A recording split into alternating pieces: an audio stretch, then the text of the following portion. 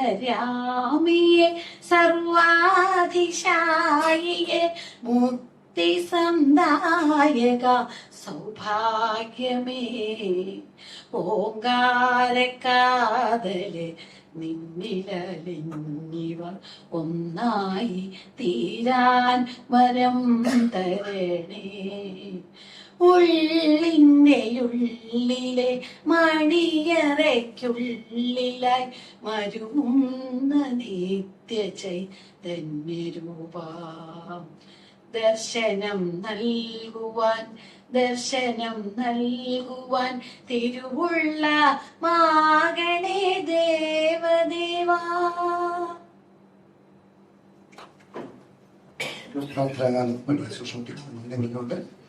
ഈ പരിപാടിക്ക് സ്വാഗതം പറയുന്നതിനായിട്ട് സമരത്തിന്റെ പ്രിയ സെക്രട്ടറി ശ്രീ അബ്ദുള്ള ഖാലിദുവിനെ സാദരം ക്ഷണിക്കുന്നു. കഴിഞ്ഞ 2012 ആരംഭിച്ചതാണ് സഫലം 55+.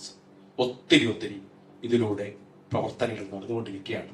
ഇത്തരം പ്രഭാഷണങ്ങളും അതുപോലെ തന്നെ സാഹിത്യവുമായി ബന്ധപ്പെട്ട സാഹിത്യ ചർച്ചകള്, സെമിനാറുകള്, മറ്റു പലതരത്തിലുള്ള ക്ലാസ്സുകള്, വിനോദയാത്രകൾ, ഇങ്ങനെ ചുരുക്കത്തിൽ 55 വയസ്സ് കഴിഞ്ഞവരുടെ എങ്ങനെ വളരെ എഫക്റ്റീവായിട്ട് പ്രായമാകാം, അതല്ലെന്നുണ്ടെങ്കിൽ സന്തോഷകരമായി ജീവിക്കാം എന്ന ആ ഒരു ചിന്തയിൽ നിന്നാണ് സഫലം 55+ ഉണ്ടായി വന്നത്. ഇന്ന് അത് വലിയ ഒരു പ്രസ്ഥാനമായിട്ട് വളർന്നു. കേരളത്തിലും ഇന്ത്യയുടെ പല സംസ്ഥാനങ്ങളിൽ ഓൺലൈൻ പ്രോഗ്രാം ആരംഭിച്ചതോടുകൂടി പല സംസ്ഥാനങ്ങളിലുള്ളവരും നമ്മുടെ സഫലം 55+മായി ബന്ധപ്പെട്ട് പ്രവർത്തിച്ചുകൊണ്ടിരിക്കുകയാണ്. അപ്പൊ ഈ ഒരു സാഹചര്യത്തിൽ ഞാൻ വളരെ കുറഞ്ഞ സമയമുള്ളൂ, അതിനെ സംബന്ധിച്ച് കൂടുതൽ പറയുന്നില്ല. 500ഓളം മെമ്പേഴ്സ് ഉള്ള അത് പ്രമുഖരായവരുടെ ഒരു നിര തന്നെ ഉണ്ട്. ഞാൻ എപ്പോഴും പറയുന്നതാണ്, റിട്ടയർഡ് വൈസ് ചാൻസലർമാർ മുതൽ അതുപോലെ തന്നെ ജസ്റ്റിസുമാര്, ലൈവായിട്ടുള്ള ജില്ലാ ജഡ്ജിമാർ ഉൾപ്പെടെയുള്ള വലിയ ഒരു ഗ്രൂപ്പാണ് സഫലം 55+. അതുപോലെ തന്നെ കോളേജ് റിട്ടയർഡായ പ്രിൻസിപ്പാൾമാര്, അധ്യാപകര്, കൃഷിക്കാര്, ഡോക്ടർമാര്, നിയമജ്ഞര്, എല്ലാ മേഖലയിലുള്ളവർ. അപ്പൊ ഇവരുടെ അവര് റിട്ടയർ ചെയ്ത് കഴിഞ്ഞ് അല്ലെങ്കിൽ അവരുടെ ആ ഒരു നല്ല പ്രായത്തിൽ അവരുടെ ഒത്തിരി കാര്യങ്ങൾ എങ്ങനെ നമ്മുടെ സമൂഹത്തിന് നേട്ടമുണ്ടാക്കി കൊടുക്കാം, ഈ ഒരു ചിന്തയിൽ നിന്നാണ് നമ്മുടെ ഇതിന്റെ പ്രവർത്തനങ്ങൾ നീക്കിക്കൊണ്ടിരിക്കുന്നത്. അപ്പൊ ഈ ഒരു സാഹചര്യത്തിൽ ഞാൻ അതിനെ സംബന്ധിച്ച് കൂടുതൽ പറയുന്നതിന് മുമ്പായി അതിനെ കൂടുതൽ കടക്കുന്നില്ല. ഞാൻ എൻ്റെ കർത്തവ്യത്തിലേക്ക് കടക്കുകയാണ്.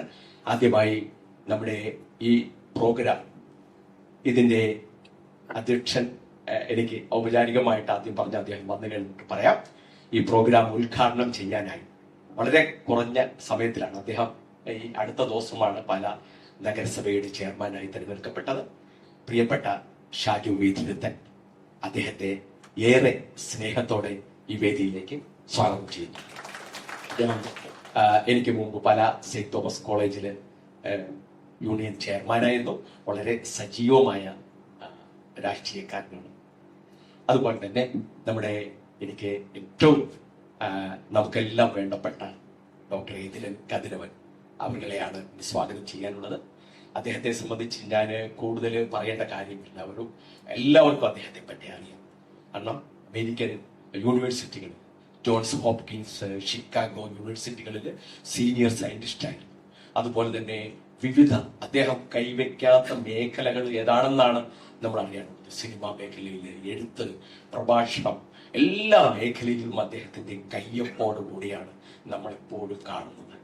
അപ്പൊ അദ്ദേഹം ഇപ്പോ നിലവില് അദ്ദേഹം അമേരിക്കയിലെ ഷിക്കാഗോ ട്രൈറ്റൻ കോളേജിലെ പ്രൊഫസറാണ്. അദ്ദേഹത്തെ നമ്മുടെ ഈ പ്രഭാഷണത്തിന് ക്ഷണിച്ചു കഴിഞ്ഞപ്പോ സത്യം പറഞ്ഞു കഴിഞ്ഞാല് ഈ പ്രോഗ്രാം ഇന്ന് കൃത്യമായിട്ട് നടക്കുമോ എന്ന് പോലും സംശയമുണ്ടായിരുന്നു. കാരണം കഴിഞ്ഞ 29-ാം തീയതി അദ്ദേഹം ഒരു യാത്രാവേളയിൽ അദ്ദേഹം തന്നെ പറയുന്നു, ബസ്സിലായിരുന്നു, പെട്ടെന്ന് സഡൻ ബ്രേക്ക് ചെയ്തപ്പോൾ ബസ്സിനുള്ളിലേക്ക് വീണു. അങ്ങനെ വാരിയലിന് ചെറിയ ക്ഷതം സംഭവിച്ചു. ഏതായാലും അദ്ദേഹത്തിന്റെ എന്താണ് ഒരു കമ്മിറ്റ്മെന്റ്, ആ കമ്മിറ്റ്മെന്റിനോടുള്ള അദ്ദേഹത്തിന്റെ ആ ഒരു ദൃഢനിശ്ചയം അതാണ് അദ്ദേഹത്തെ ഇവിടെ എത്തിച്ചത്. കൊല്ലം പറമ്പിൽ അദ്ദേഹത്തെ സ്നേഹത്തോടെ സ്വാഗതം ചെയ്തു. അതുപോലെ തന്നെ നമ്മുടെ പ്രിയപ്പെട്ട PS മധുസൂദനൻ സഫലം 55% ട്രഷററാണ്. അദ്ദേഹത്തെയും സ്നേഹത്തോടെ ആദരം ചെയ്യുന്നു, സ്വാഗതം ചെയ്യുന്നു. എൻ്റെ പ്രിയ സുഹൃത്ത് കൊല്ലം പറമ്പിൽ സേനന്റെ മാതാപിതാക്കളുടെ സുഹൃത്തുക്കളെ, ജനതിക രംഗത്ത് ഇന്ന് വരെ നമ്മെ സംബന്ധിച്ചിടത്തോളം എനിക്ക് തോന്നുന്നു നമ്മൾ ആ കാര്യത്തിൽ വളരെ ശിശു കാര്യങ്ങൾ പറഞ്ഞ് മുൻവലിക്കുന്നതിനും ആൾക്കാർക്ക് സാധിച്ചിട്ടുണ്ട്. അതിനേക്കാൾ ഒക്കെ ഉപരിയായി ഇന്ന് ലോകത്ത് നടക്കുന്ന ഈ ജനതിക കാര്യങ്ങളെ പറ്റി ജനതിക പറയുമ്പോൾ എല്ലാ കാര്യങ്ങളും സസ്യജാലങ്ങളെല്ലാം മനുഷ്യന്റെ കാര്യങ്ങളും കുട്ടികളുടെ കാര്യങ്ങളാണ് ഇവിടെ അദ്ദേഹം പറയണമെന്ന് ഞാൻ വിശ്വസിക്കുന്നു. അതിനുവേണ്ടി എവിടെ എത്തിയിരിക്കുന്ന അദ്ദേഹത്തെ ഒറ്റക്കൊടി പാലാ നഗരസഭ തോന്നുന്നത് അദ്ദേഹം ചെയർമാൻ പദവി എടുത്തു കഴിഞ്ഞ് പൊന്നാട് വായിക്കാനുള്ള സമയമാവുന്നുണ്ട് അല്ലെ? ഈ കഴിഞ്ഞ ദിവസം അന്നൊന്ന് കിട്ടിയായിരുന്നു. പക്ഷെ ഔദ്യോഗികമായിട്ട് സംഘടന എന്ന പേരിൽ ആദ്യമായിട്ടാണ് സമരത്തിന്റെ പേരിൽ കൊടുക്കുന്നത്. അപ്പൊ അദ്ദേഹത്തിന്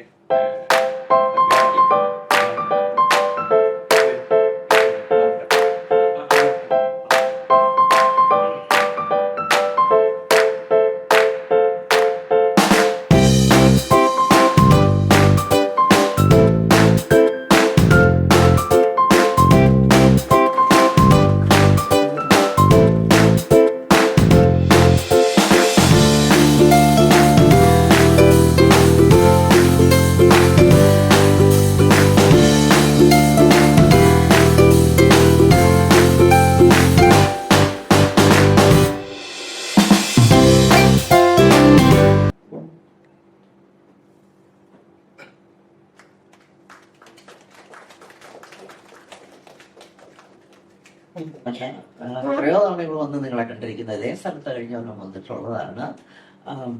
പിന്നെ എനിക്ക് സാഹിത്യക്കാരൻ അവാർഡ് കിട്ടിയപ്പോൾ ഏറ്റവും വലിയ സ്വീകരണം എനിക്ക് കിട്ടിയത് ഇവിടെ സഫലത്തിൽ നിന്നാണ്. അവിടെ സഫലം അങ്ങനെ ഒരു പ്രത്യേകതയുള്ള ഒരു കൂട്ടായ്മയാണ്. കാരണം പാലായിക്ക് അത്രമാത്രം ഒരു സാംസ്കാരിക പാരമ്പര്യമൊന്നും അവകാശപ്പെടാനില്ല. തൃശ്ശൂർ പോലെയോ ഇത് കോട്ടയം പോലെയോ ഇല്ലാത്തടത്ത് ഇങ്ങനെ ഒരു കൂട്ടായ്മ ഉണ്ടാകുകയും അവിടെ പല പ്രബുദ്ധരെയും വിളിച്ചു വരുത്തുകയും ഇത്തരം കൂട്ടായ്മകളിൽ അവരെ സംസാരിക്കാൻ അനുവദിക്കുകയും ചെയ്യുക എന്നുള്ളത് ഒരു വലിയ കാര്യമാണ്.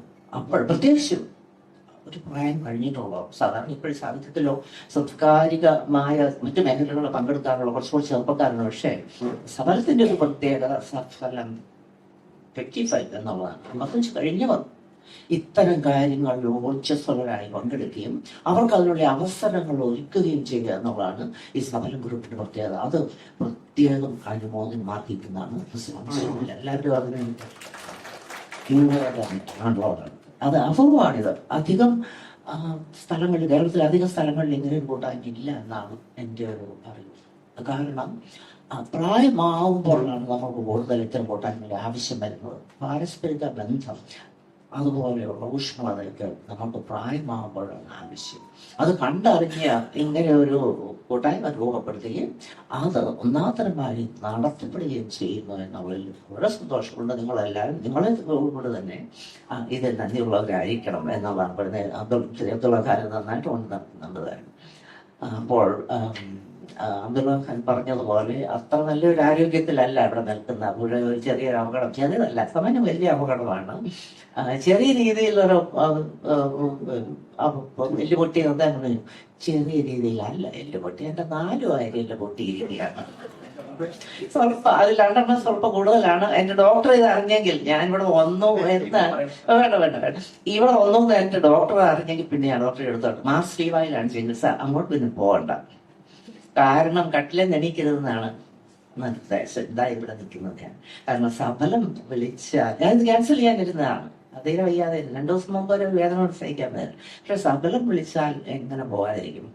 സബലം എൻ്റെ നാട്ടിൽ വരുമ്പോൾ എൻ്റെ ഒരു കൂട്ടായ്മ, എൻ്റെ അതിൻ്റെ ഒരു ഭാഗമാണ് സബലം. അതുകൊണ്ടാണ് ഇവിടെ ഈ വന്ന് നിൽക്കുന്നത്. അതുകൊണ്ട് അധികം സംസാരിക്കുന്നില്ല, കാരണം എത്ര നേരം നിൽക്കാം ഇരിക്കാം എന്ന് പോലും അറിയാൻ വയ്യാത്ത ഒരു സിറ്റുവേഷനാണ്. അപ്പോഴും വരിയിൽ പൊട്ടിയാൽ ബസ്സിനകത്ത് വീണ KSRTC ബസ്സിനകത്ത് പെട്ടെന്നൊരു വൈറ്റിൽ അടുക്കാറായത് എറണാകുളത്ത് വെച്ചാണ്. പെട്ടെന്നൊരു സഡൻ ബ്രേക്ക് ഇട്ടു. ഉടനെ ഞങ്ങൾ 2-3 പേര് എടുത്തെറിയപ്പെട്ടു എന്ന് പറഞ്ഞു. വെറുതെ വീഴുകല്ലേ ഇത്, എടുത്തെറിയപ്പെട്ടു എന്നുള്ളതാണ്. അപ്പോഴതിന്റെ ഇതാണ് സംഭവമാണ്. എന്റെ പുറകെ നിന്ന ആൾക്ക് അത് കൂടുതൽ പറ്റിയിട്ടുണ്ട്. കഠിനമായ വിഷയങ്ങളിലേക്കൊന്നും ഞാൻ പോകുന്നില്ല തൽക്കാലം. മനുഷ്യൻ, രോഗം, പരിണാമം എന്നൊക്കെയുള്ള വിഷയത്തെ കുറിച്ച് പൊതുവായിട്ട് സംസാരിക്കാം എന്ന് വിചാരിക്കുന്നു. എന്റെ ഗവേഷണ സബ്ജക്റ്റും കൂടിയാണ് അത്. നമ്മൾ ഈ പരിണമിച്ചു വന്നപ്പോൾ നമ്മുടെ കൂടെ ഒരുപാട് രോഗങ്ങൾ കൂടെ കൂടിയിട്ടുണ്ട്. ചില രോഗങ്ങൾ പുതിയതാണ്, പ്രത്യേകിച്ചും ഡയബറ്റീസ്. ഇവിടെ ഡയബറ്റീസ് അല്ലെങ്കിൽ പ്രമേഹം ഇല്ലാത്തവർ ആരെങ്കിലും ഉണ്ട്? കൈപൊക്കിയ വെള്ളം. കുറച്ച് ഒത്തിരി പേരുണ്ടോ? വാ, ഓക്കെ. സാധാരണ വെല്ലമുള്ളതാണ്. നമ്മള് നമ്മൾ ഇങ്ങനെ പരിണമിച്ച് വന്നപ്പോ ഉണ്ടായത് ഇത് വട്ടത്തെ അസുഖമല്ല, ഇത് അത് ഡയബറ്റീസ് എന്നുള്ളത്. അതൊരു നഗരവൽക്കരിക്കപ്പെട്ട ജീവിത രീതിയിൽ നിന്ന് വന്നതാണ്. അതൊരു ജീവിതശൈലി രോഗം എന്നാണ് പറയുന്നത് ഡയബറ്റീസ്. അല്ലാതെ ശരിക്കും രോഗമല്ല, ജീവിതശൈലി മാറിപ്പോയപ്പോൾ വന്ന് കയറിയതാണ് ഡയബറ്റീസ്. അത് മധുരം കഴിക്കുന്നത്, അതിന്റെ ചരിത്രം പറയാം. മധുരം നമ്മളെങ്ങനെ ഇഷ്ടപ്പെട്ടു പോയി എന്നുള്ളത്. മധുരത്തിൽ അങ്ങോട്ട് ഭ്രമിക്കപ്പെട്ടു പോയ ഒരു ജീവിതമാണ് പാവം മനുഷ്യന്റെ ജീവിതം. തലയ്ക്കപ്പെട്ടതാണ് അവന്റെ ജീവിതം. അപ്പോൾ മറ്റ് ചില ജീനുകൾ, നമ്മുടെ എല്ലാം ശരീരത്തിന്റെ പ്രവർത്തനം നടത്തുന്നത് ജീനുകൾ എന്ന് പറഞ്ഞ DNA നമുക്ക് പോകുന്നില്ല, അതിനുള്ള ജീനുകളാണ്. അപ്പോൾ നമുക്ക് ചില മോശം ജീനുകൾ കിട്ടിയിട്ടുണ്ട് പരിണാമ വഴി. കാരണം നമ്മളോടൊപ്പം തന്നെ ഒരു 40,000 കൊല്ലം മുൻപ് നിയാണ്ടർത്താൽ എന്നൊരു വംശമുണ്ടായിരുന്നു. മറ്റൊരു സ്പീഷീസാണ് നിയാണ്ടർത്താൽ. യൂറോപ്പിൽ മാത്രമുള്ളവരാണ്. അപ്പം നമ്മൾ ആഫ്രിക്കയിൽ നിന്നാണ് യൂറോപ്പിലെത്തിയത്. അപ്പോൾ നിയാണ്ടർത്താൽ വംശജനുമായിട്ട് കൂടിച്ചേരൽ നടന്നു. അപ്പോൾ ഈ മനുഷ്യൻ ഹോമോസാപ്പിയൻസ്, നമ്മുടെ ഒരു പ്രശ്നം സുന്ദരി പെൺകുട്ടികളെ എവിടെയെങ്കിലും കണ്ടെങ്കിൽ വിടുകയില്ല എന്നുള്ളതാണ്. വീഴ്ച സംഭവിക്കും എന്നുള്ളതാണ്. ഓമന കുട്ടന്മാരാണ് നമ്മൾ ഹോമോസാപ്പിയൻസ് മനുഷ്യർ. അപ്പോൾ ഈ നിയാണ്ടർത്താൽ വംശമായിട്ട് വീഴ്ചയിൽ ഏർപ്പെടുകയും അവരത്ര ആരോഗ്യമുള്ളവരല്ല, അവരുടെ ചില മോശം ജീനുകൾ നമ്മൾ സ്വാംശീകരിക്കുകയും ചെയ്തു. പല അസുഖങ്ങളും വന്ന് അവരില്ലാതെ 40,000 കൊല്ലം മുൻപ് ഇല്ലാതെയായ വംശമാണ്. അപ്പോൾ അവരിൽ നിന്ന് ചില മോശം ജീനുകൾ, പ്രത്യേകിച്ച് ചില രോഗങ്ങളെ പ്രതിരോധിക്കാനുള്ള ജീനുകൾ നമ്മൾ സ്വായത്തമാക്കിയിട്ടുണ്ട്. അവീത വീഴ്ചയ്ക്ക് പോയാലുള്ള ശിക്ഷയാണെന്നാണ് ചിലർ പറയുന്നത്. ആര് പറഞ്ഞു ഇതിന് ഒരുമ്പെടാൻ എന്നുള്ളതാണ് ഇവിടുത്തെ ചോദ്യം. അപ്പോൾ ചില മോശം ജീനുകൾ നമുക്ക് കിട്ടിയിട്ടുണ്ട്. അത് ഏറ്റവും മോശമായി കിട്ടിയിട്ടുള്ളത് ബംഗ്ലാദേശുകാർക്കാണ്. നമ്മൾക്ക് സാധാരണ നമ്മുടെ ജീനുകളൊക്കെ ഏകദേശം മനുഷ്യർ ഒരുപോലെയാണെങ്കിലും അതിൽ വ്യത്യാസങ്ങളുണ്ട്. അപ്പോൾ ബംഗ്ലാദേശികൾക്കാണ് നിയാണ്ടർത്താലിൽ നിന്നും മോശമായിട്ടുള്ള ജീന് കിട്ടിയിട്ടുള്ളത്. അത് ഈയിടെയായി കോവിഡ് വന്നപ്പോൾ ഏറ്റവും കൂടുതൽ പേർക്ക് കോവിഡ് ബാധിച്ചതും ഒരു നിശ്ചിത പോപ്പുലേഷനിൽ ഏറ്റവും കൂടുതൽ ആൾ മരിച്ചതും ലോകത്തെവിടെ നോക്കിയാലും ബംഗ്ലാദേശിലാണ്. ഓരോ പെർ 1,000 പീപ്പിൾ എന്ന് നോക്കുകയാണെങ്കിൽ കാരണം നിയാണ്ടർത്താലിൽ നിന്നും കിട്ടിയ ചില മോശം ജീനുകൾ ബംഗ്ലാദേശികളുടെ ഉള്ളിൽ കൂടുതലായിട്ടുണ്ട്. അപ്പോൾ ഞാൻ പറയുന്നത് ഇത്തരം പഠനങ്ങൾ നമ്മളെ വംശീയപരമായി തരംതിരിക്കാൻ സാധ്യത ഉളവാക്കുകയാണ്. എന്ന് വെച്ചാൽ നമ്മുടെ രോഗസാധ്യത കൂട്ടാനുള്ളതാണ്. പക്ഷെ അതേസമയം മറ്റൊരു വിഭാഗം ഇതുപോലെ മൺമറഞ്ഞു പോയ ഒരു മനുഷ്യ വിഭാഗം വരുന്നുണ്ട്, നിസോവൻസ് എന്നുള്ളത്.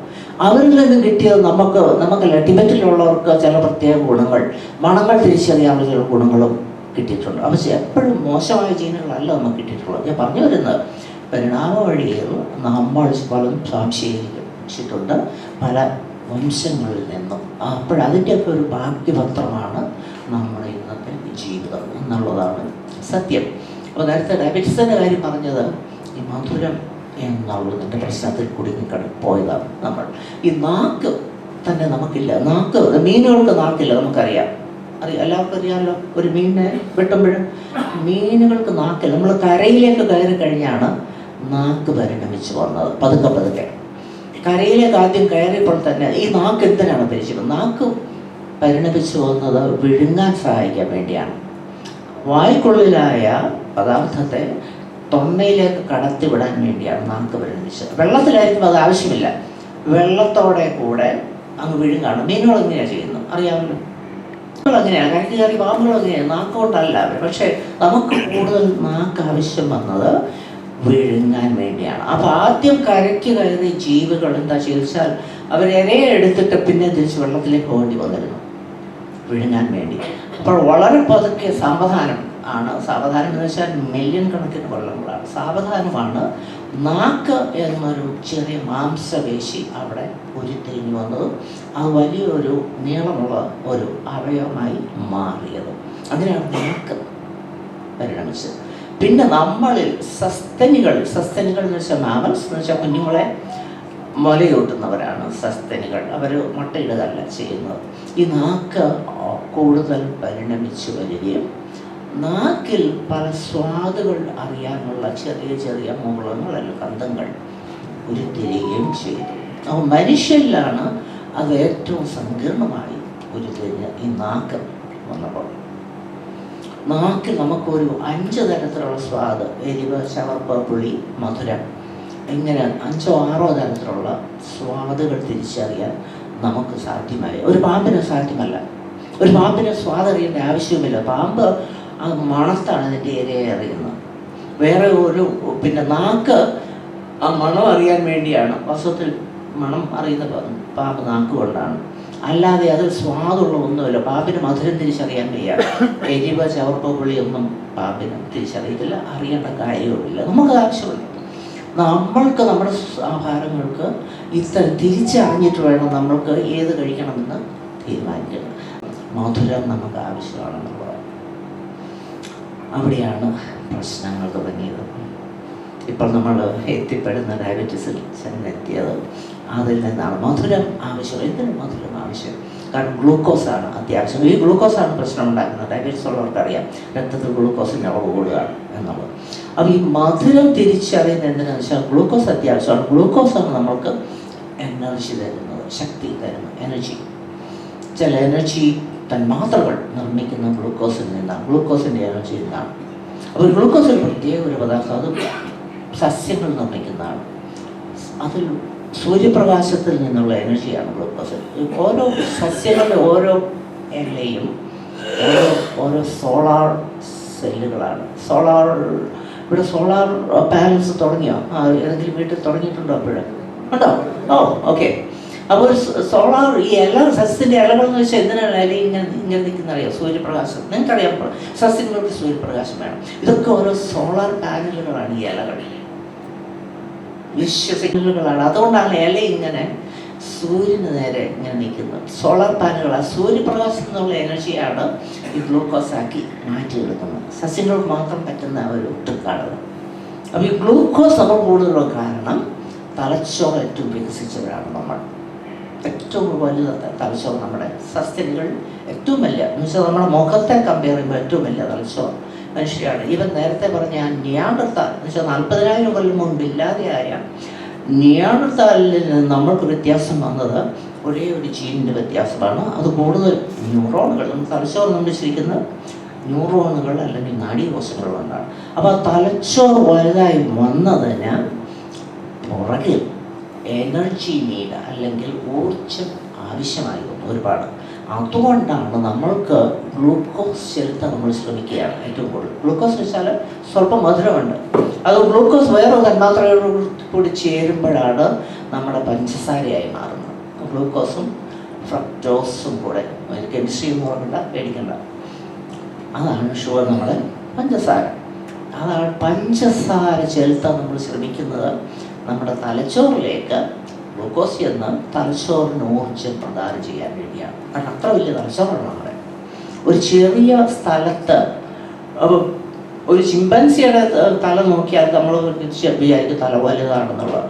തല വലുതാണ്, ആകെപ്പാട് നോക്കിയാൽ അതിൻ്റെ തലച്ചോറ് വലുതാകുന്നു. പക്ഷേ നമ്മുടെ തലച്ചോറ് ചെറിയ സ്ഥലത്ത് മടക്കി മടക്കി മടക്കി വെച്ചിരിക്കുകയാണ്. ഒരുപാട് മടക്കുകളുണ്ട്. അതാണ് മനുഷ്യൻ്റെ തലച്ചോറിൻ്റെ പ്രത്യേകത.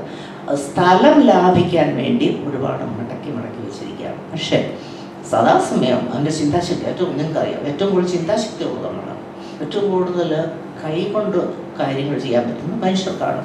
അതുകൊണ്ടാണ് നമ്മൾ ഈ ലോകം മാറ്റിയെടുത്തത്, പടുത്തുയർത്തിയതിന്, നഗരങ്ങൾ പടുത്തുയർത്തിയത്, പാലങ്ങൾ പടുത്തത്, രമ്യഹർമ്മ്യങ്ങൾ പടുത്തത്, ആലോചനാശക്തി കൊണ്ട് കവിതകൾ എഴുതിയത്, നാടകങ്ങൾ എഴുതിയത്, കലകൾ ആവിഷ്കരിച്ചതൊക്കെ ഈ തലച്ചോറിന് പ്രവൃത്തിയാണ്.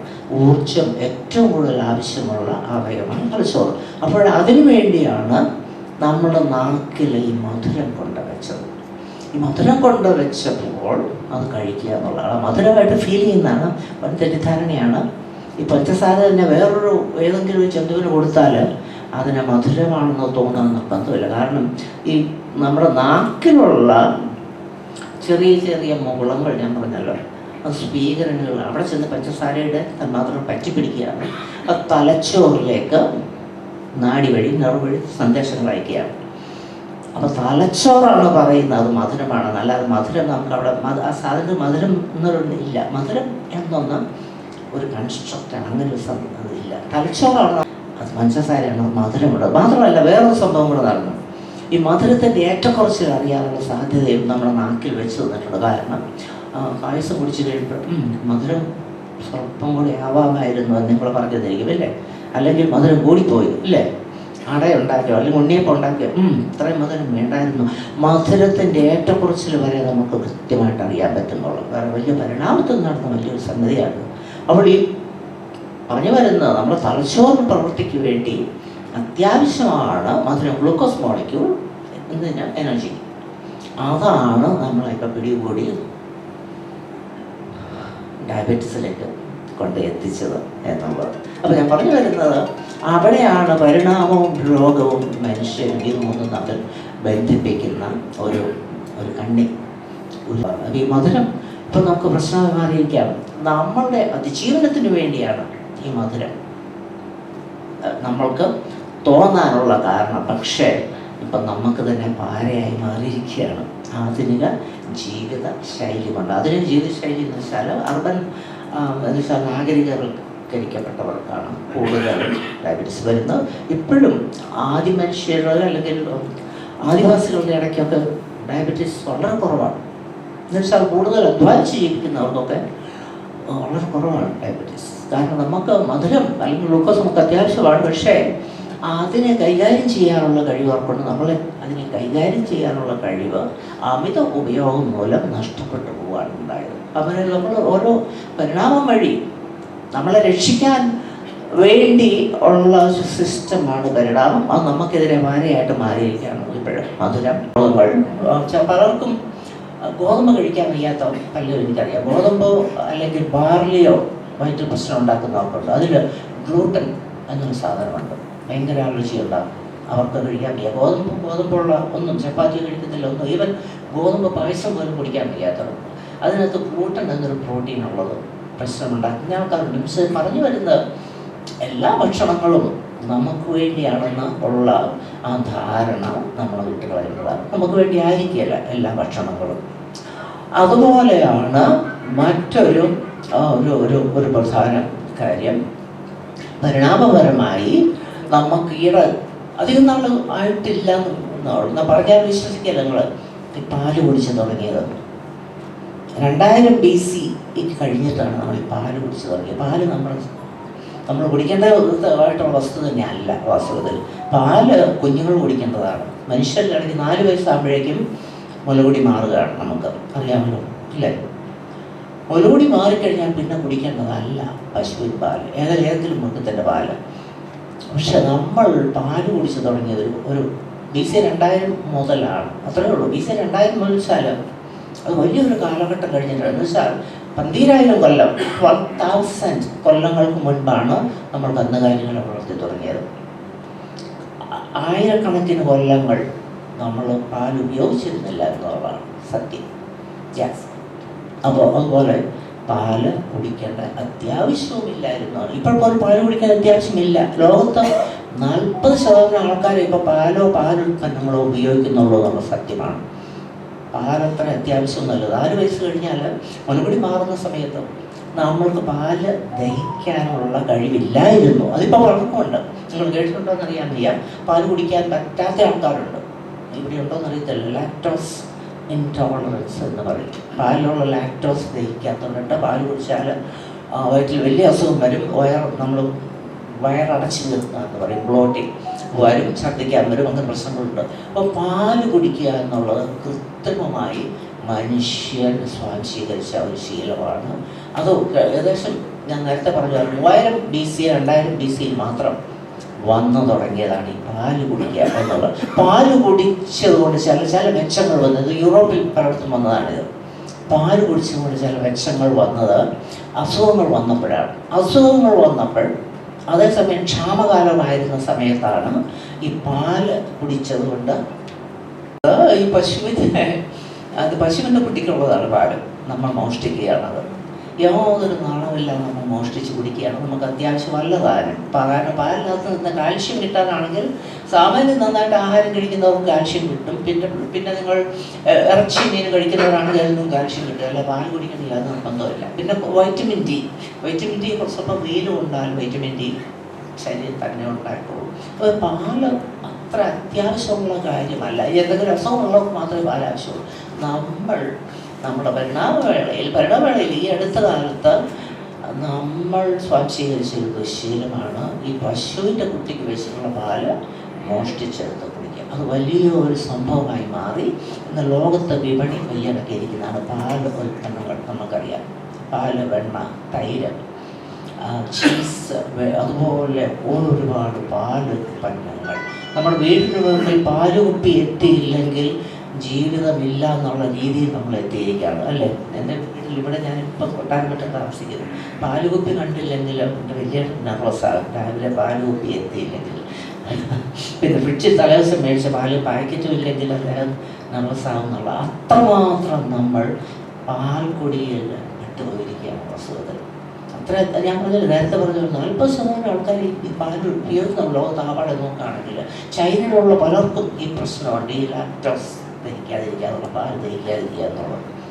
അപ്പോൾ ലോകത്തിൻ്റെ പലയിടത്തായിട്ടാണ് പാല് കുടിക്കുകയും പാല് കുടിച്ചവർ രക്ഷപ്പെടുകയും ചെയ്തു. വലിയ ക്ഷാമകാലത്ത് പാല് കുടിച്ച് തുടങ്ങിയപ്പോൾ വേറൊരു വലിയ ദാരുണ സംഭവം നടന്നു. പാല് ദഹിക്കാതെ ഒരുപാട് പേർ മരിച്ചു പോയിട്ടുണ്ട്. ഓർക്കണം, ഈ പാൽ കുടിക്ക് കൊടുത്ത വില സ്വന്തം ജീവനാണ്. ഒരു കാലത്ത് നമ്മൾ പാല് കുടിച്ച് മരിക്കുക ആൾക്കാർ സംഭവിച്ചു. പാല് ദഹിക്കാതെ, പാലിൻ്റെ പ്രശ്നങ്ങൾ. കാരണം പാല് കുടിച്ചവർ ജീവിച്ചിരിക്കുന്നു എന്നൊരു ധാരണ വരുന്നതോടെ ആൾക്കാർ പാല് കുടിച്ചു തുടങ്ങി. പശുവിന് പാല് കുടിച്ചു തുടങ്ങി മൊത്തമായിട്ട് ചത്തൊടുങ്ങിയിട്ടുണ്ട്. പാല് കുടിച്ച് മരിച്ചവരുണ്ട്. അതിൽ നിന്നും പരിണമിച്ച് പാല് ദഹിക്കുന്നവർ, ലാക്ടോസ് ആണ് പാല്. ലാക്ടേസ് എന്നൊരു എൻസൈം ഉണ്ട് നമ്മുടെ കുടലിൽ. അതാണ് പാല് ദഹിപ്പിക്കുന്നത്. ആ ഒരു ജീൻ ഉണർന്നു വരിക. ആ ജീൻ ഒരു 4 വയസ്സാകുമ്പോൾ ആ ജീൻ എന്നേക്കുമായി അടങ്ങി പോവുകയാണ് വാസ്തവത്തിൽ. കാരണം പാൽ ആവശ്യമില്ല. മറുപടി മാറുന്ന സമയത്ത് അടങ്ങി പോകേണ്ട ജീനാണത്. പക്ഷെ നമ്മൾ അതിനെ ഉണർത്തിയെടുത്ത് ആ ഉണർത്തിയെടുക്കപ്പെട്ടവർ അതിജീവിക്കുകയും ചെയ്തതോടെ പാലുകൂടി വ്യാപകമായി. അത് പിന്നെ ഒരു സാംസ്കാരികമായ ഒരു പ്രധാന ഭാഗമായി മാറി. കഥകൾ, പുരാണങ്ങളും പാല്, വെണ്ണ ഉള്ള പുരാണങ്ങൾ, അതിലെ പ്രധാന കഥാപാത്രമാണ്. പുരാണങ്ങൾ ഡെവലപ്പ് ചെയ്ത് ശ്രീകൃഷ്ണൻ്റെ കഥ മുഴുവൻ വെണ്ണ കക്കുന്നവനാണ് എന്നാണ്. ശ്രീകൃഷ്ണനെ കുറിച്ചുള്ള എല്ലാ വിവരണങ്ങളും കൂട്ടി വെണ്ണ കക്കുന്നവനാണ് എന്നുള്ളത് നമുക്കറിയാം. കഥകൾ, വെണ്ണ, അതുപോലെ കവിതകൾ, വെണ്ണ തോർക്കും ഉടലോടെ എന്നൊക്കെ പറഞ്ഞ കവിതകളായി കഴിഞ്ഞു. പാല് ഒരു പ്രേമത്തിന് സിമ്പിളായ പാലാണ്, തേനാണ്, കൽബിലെ പൈങ്കിളിക്ക്, അങ്ങനെ പഞ്ചാര, അവിടെ പഞ്ചാര വരുന്നുണ്ട്. ഓക്കെ, അപ്പോൾ പാലും പഞ്ചാരയൊക്കെ കാവ്യ ലോകങ്ങളിൽ കയറി പറ്റുകയും മനുഷ്യൻ്റെ ഇഷ്ടഭോജ്യങ്ങളായി മാറുകയും ചെയ്തു. പരിണാമം ചെയ്ത് വെച്ച നല്ലൊരു പരിപാടിയാണെന്നല്ല എന്ന് ധരിക്കരുത്. അപ്പോൾ ഉൽപ്പന്നങ്ങൾ പല ലോകത്തിൻ്റെ പല ഭാഗത്ത് പല സമയത്താണ് ഈ പാലുകുടി എന്നുള്ളത് തുടങ്ങിയതും പാല് കുടിച്ചവർ അതിജീവിക്കുകയും പാൽ ദഹിക്കാത്തവർ മരിച്ചു പോവുകയും ചെയ്തു. അപ്പോൾ ഒരുപാട് പേരുടെ ത്യാഗത്തിന് ശേഷമാണ് നമ്മൾ ഈ പാലുകുടിയിൽ എത്തിച്ചേർന്നത് എന്നുള്ളതാണ് പ്രധാന കാര്യം. അപ്പോൾ പാല് കുടിക്കാതെയും ഇപ്പോൾ ഒരുപാട് പേര് ഈ വേഗൻസ് എന്നുണ്ട്. പ്യുവർ വെജിറ്റേറിയൻസ് ആയിട്ടുള്ള, ഇപ്പം അമേരിക്കയിലൊക്കെ ഇത് വെജിറ്റേറിയനിസം വളർന്നു പിടിക്കുകയാണ് ഇപ്പോഴും. അമേരിക്കയിൽ ഒരുപാട് ആൾക്കാർ ഇറച്ചി മീൻ കഴിക്കും, പക്ഷേ ഇറച്ചി കഴിക്കുന്ന കുറച്ചിരിക്കുന്ന ഒരു വേളയാണ്. ഇറച്ചി നിർബന്ധമല്ല എന്ന് വിളിക്കുന്നു. കാരണം ഞങ്ങൾ മൊത്തം വെജിറ്റേറിയൻ, ഞങ്ങളുടെ ഫാമിലി കുടുംബം, അത് വേറെ കാര്യം. അപ്പോൾ അമേരിക്കയ്ക്ക് നിന്ന് വരുന്നവരിൽ സാഹിബെല്ലാം ഇറച്ചി മാത്രം തിന്നുന്നവരാണെന്നൊരു ധാരണ ഉണ്ടെങ്കിൽ അത് മാറ്റേണ്ടതാണ്. അല്ല വലിയ മാറ്റങ്ങൾ ഉണ്ടാകുന്നില്ല. ഈവൻ ഹാംബർഗർ, ഞങ്ങളാൾസ് തന്നെ വെജിറ്റേറിയൻ ബർഗർ വിറ്റ് തുടങ്ങിയിട്ടുണ്ട്, പല കമ്പനികളും അതുപോലെ. അപ്പോൾ പറഞ്ഞു വരുന്നത് ഈ പാല് കുടിയെ കുറിച്ചാണ്. അപ്പോൾ പാല് കുടിച്ച് അത് ദഹിക്കുന്ന ജീനുകൾ സ്വീകരിക്കുക, ആ ജീനെ ഉണർത്തിയെടുക്കുകയും അത് പിന്നെ നിലനിൽക്കുകയും ചെയ്യുന്നതാണ് ഇപ്പോൾ അത് ഒരു പ്രശ്നമായി വന്നിരിക്കുക. കാരണം പാലിൽ നിന്നുള്ള കൊഴുപ്പ്, മറ്റസുഖങ്ങൾ കാരണം ഈ രക്തത്തിൽ കൊഴുപ്പ് കൂടിയിട്ടുള്ള അസുഖം വേറെ ഉണ്ട് നമുക്ക്. നേരത്തെ പറഞ്ഞ പോലെ ഡയബറ്റീസ് എന്ന പോലെ രക്തത്തിൽ കൊഴുപ്പ് കൂടിയിട്ടുള്ള അസുഖം നമുക്കുണ്ട്. ഹൃദ്രോഗങ്ങളോ അതുപോലത്തെ ബ്ലഡ് പ്രഷർ കൂടാത്ത ഈ പ്രായത്തിൽ ബ്ലഡ് പ്രഷർ പ്രശ്നമില്ലാത്ത ആരെങ്കിലും ഉണ്ട്? ചിലപ്പോൾ ആരെങ്കിലും ഉണ്ടോ ബ്ലഡ് പ്രഷർ പ്രശ്നം ഇല്ലാത്തവർ? ഭാഗ്യവാന്മാരുണ്ട് അവിടെ ഇവിടെ. സന്തോഷം. ഓക്കെ, ദൈവം. അവിടെയുണ്ട്. ഓക്കെ,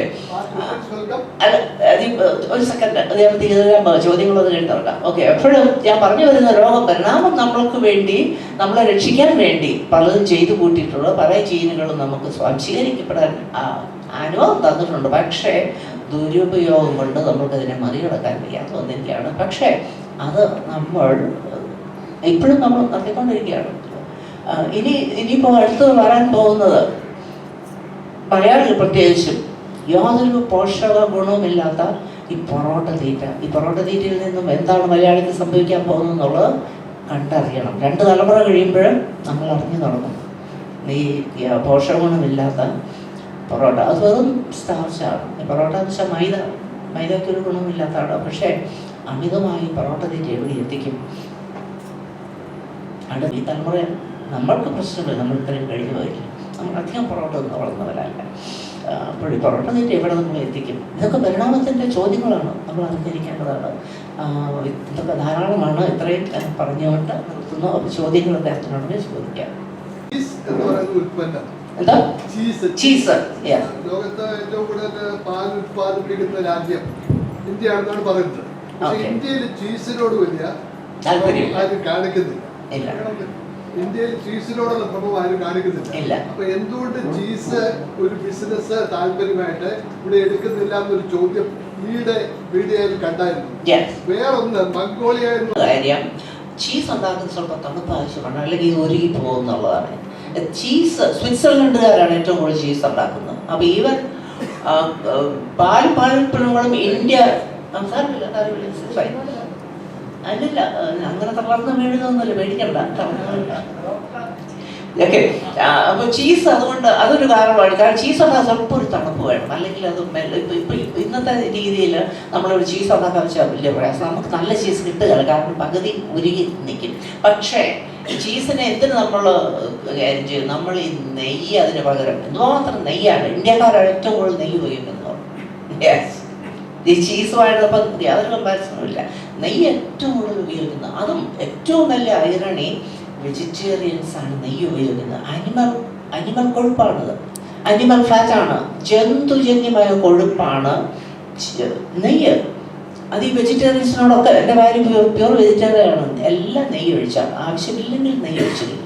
എന്തിനാണ് ഈ ജന്തുക്കളുടെ അപ്പോൾ കാരണം ഞാൻ ന്യൂട്രീഷൻ പഠിപ്പിക്കുന്ന ആളാണ്. ഞാൻ എൻ്റെ സ്റ്റുഡൻസിനോട് പറഞ്ഞ മക്കളെ, ജന്തുജന്യമായ കൊഴുപ്പ് മഹാമോശമാണ്, കഴിക്കരുതെന്ന് പറയുന്നതാണ്. വീട്ടിൽ വരുമ്പോൾ ഇത് പ്യൂർ വെജിറ്റേറിയൻ ആയിട്ടുള്ള കാര്യം നെയ്യോട് നെയ്യ്, വെറുതെ നെയ്യ് ഒഴിക്കാം. എല്ലാത്തിലും വെറുതെ ഒരു ചപ്പാത്തി ചൂടാക്കുന്ന നേരത്തും നെയ്യ് ഒഴിച്ച് ഞാൻ പറഞ്ഞ എൻ്റെ പൊന്ന ഭാര്യയെ ദയവ് ചെയ്ത് നെയ്യ് ഒഴിക്കാതെ ഈ ചപ്പാത്തി ചൂടാ. എന്തിനും നെയ്യ് ഒഴിക്കാൻ ഞാൻ പറഞ്ഞു വരുന്ന വെജിറ്റേറിയൻസ് നമ്മളെല്ലാം നെയ്യിൽ പെട്ടുപോയവരാണ്. അപ്പം ചീസുമായിട്ട് യാതൊരു ചീസ് കഴിക്കുന്നതിൽ കൂടുതൽ നമ്മൾ ഈ കൊഴുപ്പ്, ചീസും മറ്റേ അതിനകത്ത് കുറച്ച് പ്രോട്ടീൻ കൂടിയുണ്ട്.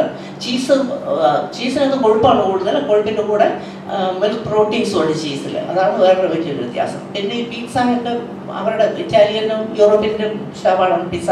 ഇപ്പോഴിവിടെ അത് പോപ്പുലറായി വന്നിട്ടുണ്ട്. അപ്പോൾ ചീസ് ഇപ്പോഴത്തെ നമ്മുടെ സമൂഹത്തിൽ ചീസ് പോപ്പുലറായി വരുന്നുണ്ട്, പിസ്സ വഴിയൊക്കെ, പിന്നെ ചില കേക്കുകൾക്കൊക്കെ ഉപയോഗിക്കുന്നുണ്ട്. പിന്നെ മംഗോളിയ രീതിയിൽ അവർക്ക് എളുപ്പമാണ്. മംഗോളിയയിൽ ഒരുപാട് ഈ പുൽപ്പരപ്പുകൾ ഉണ്ട്. അപ്പോൾ ആടുമാടുകളെ വളർത്താൻ വളരെ എളുപ്പമാണ് മംഗോളിയയിൽ. അതിന് പറ്റിയ കാലാവസ്ഥയും ഉള്ളതുകൊണ്ടാണ് മംഗോളിയക്കാർ ഇതിലൊരുപാട് ഈ പാലുൽപ്പന്നങ്ങളിൽ ചെന്ന് കെട്ടുന്നത്. പക്ഷേ നമ്മളിപ്പോൾ കണക്കെടുപ്പ് നടത്തുകയാണെങ്കിൽ അതനുസരിച്ചുള്ള രോഗങ്ങളും ഈ രാജ്യങ്ങളിലെല്ലാം ഉണ്ട്. പ്രത്യേകിച്ച് സ്വിറ്റ്സർലൻഡിൽ അതിനെക്കുറിച്ച് പഠനങ്ങൾ നടന്നിട്ടുണ്ട്. സ്വിറ്റ്സർലൻഡുകാരുടെ ഈ പാലുൽപ്പന്നങ്ങൾ ഉപയോഗം, അതിനുള്ള പ്രശ്നങ്ങളൊക്കെ. അപ്പോൾ ഇവിടെയൊക്കെ ഞാൻ പറഞ്ഞു വരുന്നത് പാല് കുടിച്ചു തുടങ്ങിയതിന് BC 2000 മുതലാണ്. ഇവിടെയെല്ലാം അതാത് രാജ്യങ്ങളുടെ ഭക്ഷണ രീതിയിൽ ഇതൊക്കെ കലർത്തുന്നതുകൊണ്ടുള്ള രോഗങ്ങളും വന്നുകൂടിയിട്ടുണ്ട് എന്നുള്ളത് സത്യമാണ്. രാജ്യങ്ങൾക്ക് കോവിഡ് വരാൻ സാധ്യത കൂടുതലുള്ളവരാണ്. അതുപോലെ ജനിതകപരമായി മാറ്റങ്ങൾ നമുക്കുണ്ട്. പിന്നെ നമ്മൾ കഴിക്കുന്ന ആഹാര സാധനങ്ങൾ നമ്മളെ മാറ്റിയെടുക്കുന്ന കൂടിയുണ്ട് എന്നുള്ളതാണ് സത്യം. അപ്പോൾ മംഗോളിയൻ ഇതേ ക്വസ്റ്റ്യന് മറുപടി പറഞ്ഞു വന്ന സംശയം ചോദ്യം ഒന്നോട് ചോദിക്കാൻ പറയാം. മംഗോളിയൻ ഇതിലുള്ള ചോദ്യം.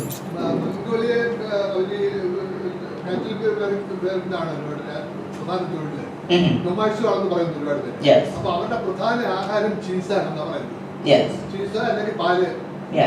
നമ്മളുടെ ഇവിടെ പാലിൽ നിന്ന് മോരും തൈരും ഉണ്ടാക്കിയതിൽ നിന്ന് ഒരുപാട് ഉണ്ടാക്കുന്നുണ്ട്. അപ്പൊ മോരും തൈരും കൊണ്ട് നമ്മൾ ഒരുപാട് സർവ് ചെയ്യാൻ പറ്റും. പുളിശ്ശേരി ഇല്ലാതെ അപ്പൊ അവിടെ അത്തരം പരിപാടിയൊന്നുമില്ല. ചീസ് തന്നെ, ചീസ് അത് തന്നെ കഴിക്കുകയാണ്. അപ്പൊ അവിടെ ഒരു സ്റ്റഡി ഉണ്ടായിരുന്നു. ഇത് നല്ലതാണെങ്കിലും അവർക്ക് വേറെ സാധനങ്ങൾ പൾസസ് കുറവാണ്, ധാന്യങ്ങൾ കുറവാണ്. ഇത് കൂടുതൽ കഴിക്കുന്നുണ്ട്. അവർക്ക് ഷുഗർ വന്നിട്ട് 50-55 വയസ്സ് വരെ എക്സ്പെക്ടൻസി ഉള്ളൂ. സ്റ്റഡി അറിയാം. ചീസ് ഹാർംഫുൾ ആണ് അവർക്ക്. ഇവിടെ ചീസും വേറെ ചില നല്ല സ്വാദിഷ്ടമായ ആഹാരം വേറെ കഴിക്കുന്നുണ്ടായിരിക്കും സ്വിറ്റ്സർലൻഡിലും ഫ്രാൻസിലും ഒക്കെ. അതെ തീർച്ചയായും. പക്ഷേ തീർച്ചയായും മംഗോളിയൻസ് ഇത്ര നാളും അതിജീവിച്ചതുകൊണ്ട് തീർച്ചയായും അതിനെ കോമ്പൻസേറ്റ് ചെയ്യാൻ വേണ്ടി എന്തെങ്കിലും അവർ അവരുടെ ഭക്ഷണ രീതി ഉൾപ്പെടുത്തുന്നുണ്ടായിരിക്കും എന്നുള്ളതായിരിക്കണം സത്യം. കാരണം അവർ അതിജീവിക്കുന്നുണ്ട് എന്നുള്ളത് ഏതായാലും സത്യമാണ്, നമുക്കറിയാം. മംഗോളിയൻസും ഒന്നടങ്കം ഇല്ലാതാകുന്നില്ല വാസ്തവത്തിൽ. അപ്പോൾ എന്തെങ്കിലും അവരുടെ ഭക്ഷണക്രമത്തിൽ മിക്കവാറും കാണും അവരെ ജീവിപ്പിച്ച് നിർത്താൻ വേണ്ടി എന്നുള്ളത്. അവരുടെ മുഴുവൻ ആ ഡയറ്റ് പരിശോധിച്ചാലേ അത് ശരിക്കും അറിയത്തുള്ളൂ. അതിനെക്കുറിച്ചുള്ള പഠനങ്ങൾ എനിക്ക് വായിക്കേണ്ടിയിരിക്കുന്നു. മംഗോളിയൻസിൻ്റെ അതിജീവനം എങ്ങനെ സാധിക്കുന്നു എന്നുള്ളത്. ഇപ്പോഴുള്ള ഏറ്റവും നല്ല ഡയറ്റ് മെഡിറ്ററേനിയൻ ഡയറ്റാണ്.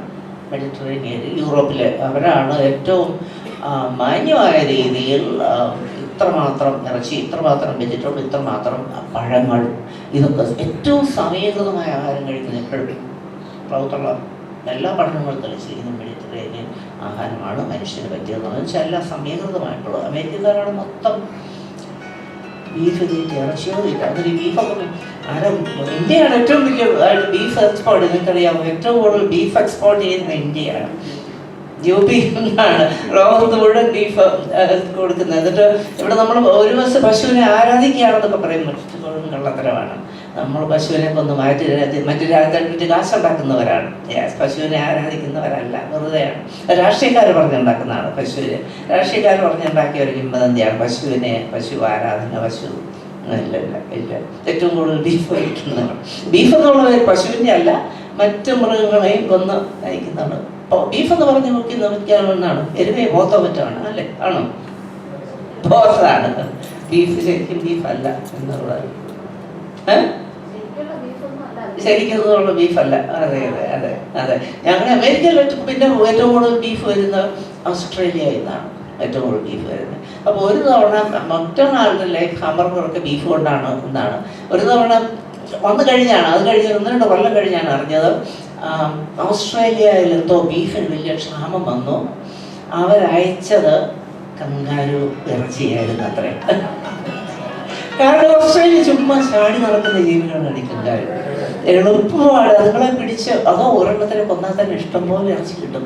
അപ്പോൾ അവർ ബീഫ് എന്നുള്ള വ്യാജേന അമേരിക്കയിൽ കഴിച്ചത് കന്നുകാലി കുറച്ച് അപ്പോൾ ഞാൻ വിചാരിച്ചു അക്കാലത്ത് ഞാനും മറ്റൊരാൾ പെട്ടെന്ന് കിട്ടുന്ന ചാപ്പാട് കഴിച്ചിട്ടുണ്ട്. അപ്പം ദൈവമേ ഞാൻ എത്ര കന്നുകാലി മീറ്റ് കഴിച്ചിട്ടുണ്ട് എന്നുള്ളത് ചോദ്യം വന്നതാണ്. അതെ, ഇവർ പാക്ക് ചെയ്ത് നമുക്ക് തരുന്നു, എന്താണ് ആർക്കറിയാം.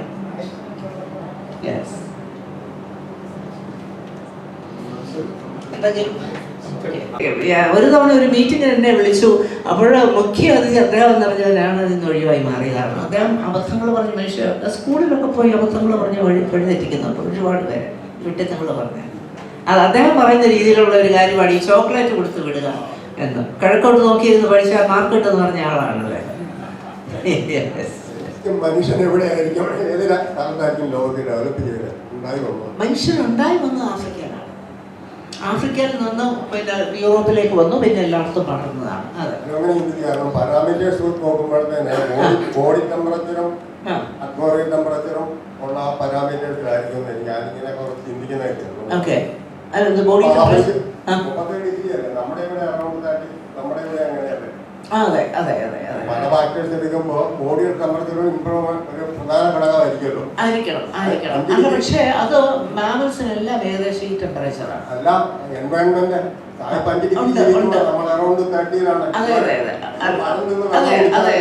പക്ഷേ ടെമ്പറേച്ചർ മാത്രമല്ല പരിണാമത്തിന്റെ ഏറ്റവും പ്രധാനം അതെ സാഹചര്യങ്ങളാണ്. അതെ, തീർച്ചയായിട്ടും അതെ.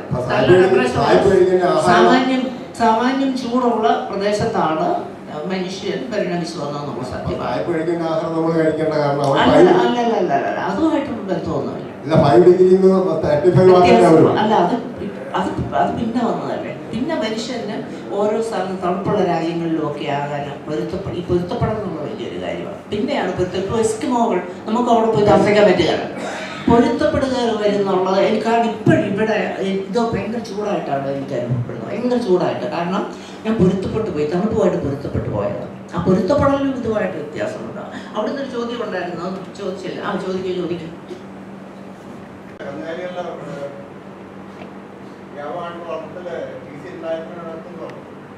അല്ല, 2000 മുതൽ പാല് വ്യാപകമായി എന്നാണ് പറഞ്ഞത്. ഏകദേശം 6000 കൊല്ലം മുമ്പാണ് കന്നുകാലികളെ കൂടുതൽ ഉപയോഗിച്ച് തുടങ്ങിയത്. അതെ,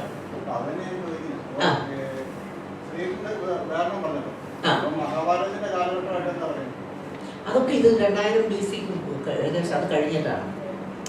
2000 BC മഹാഭാരതമൊക്കെ മിക്കവാറും 1000 BCയോ അല്ലെങ്കിൽ 500 BCയോ ആയിരിക്കണം തീർച്ചയായിട്ടും. എന്തോ അതിനപ്പുറത്തേക്ക് പോകാൻ സാധ്യതയില്ല. അതിനകത്ത് കാരണം പറയും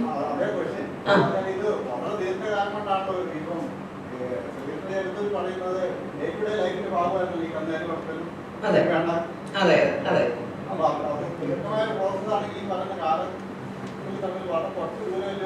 ഉള്ളു.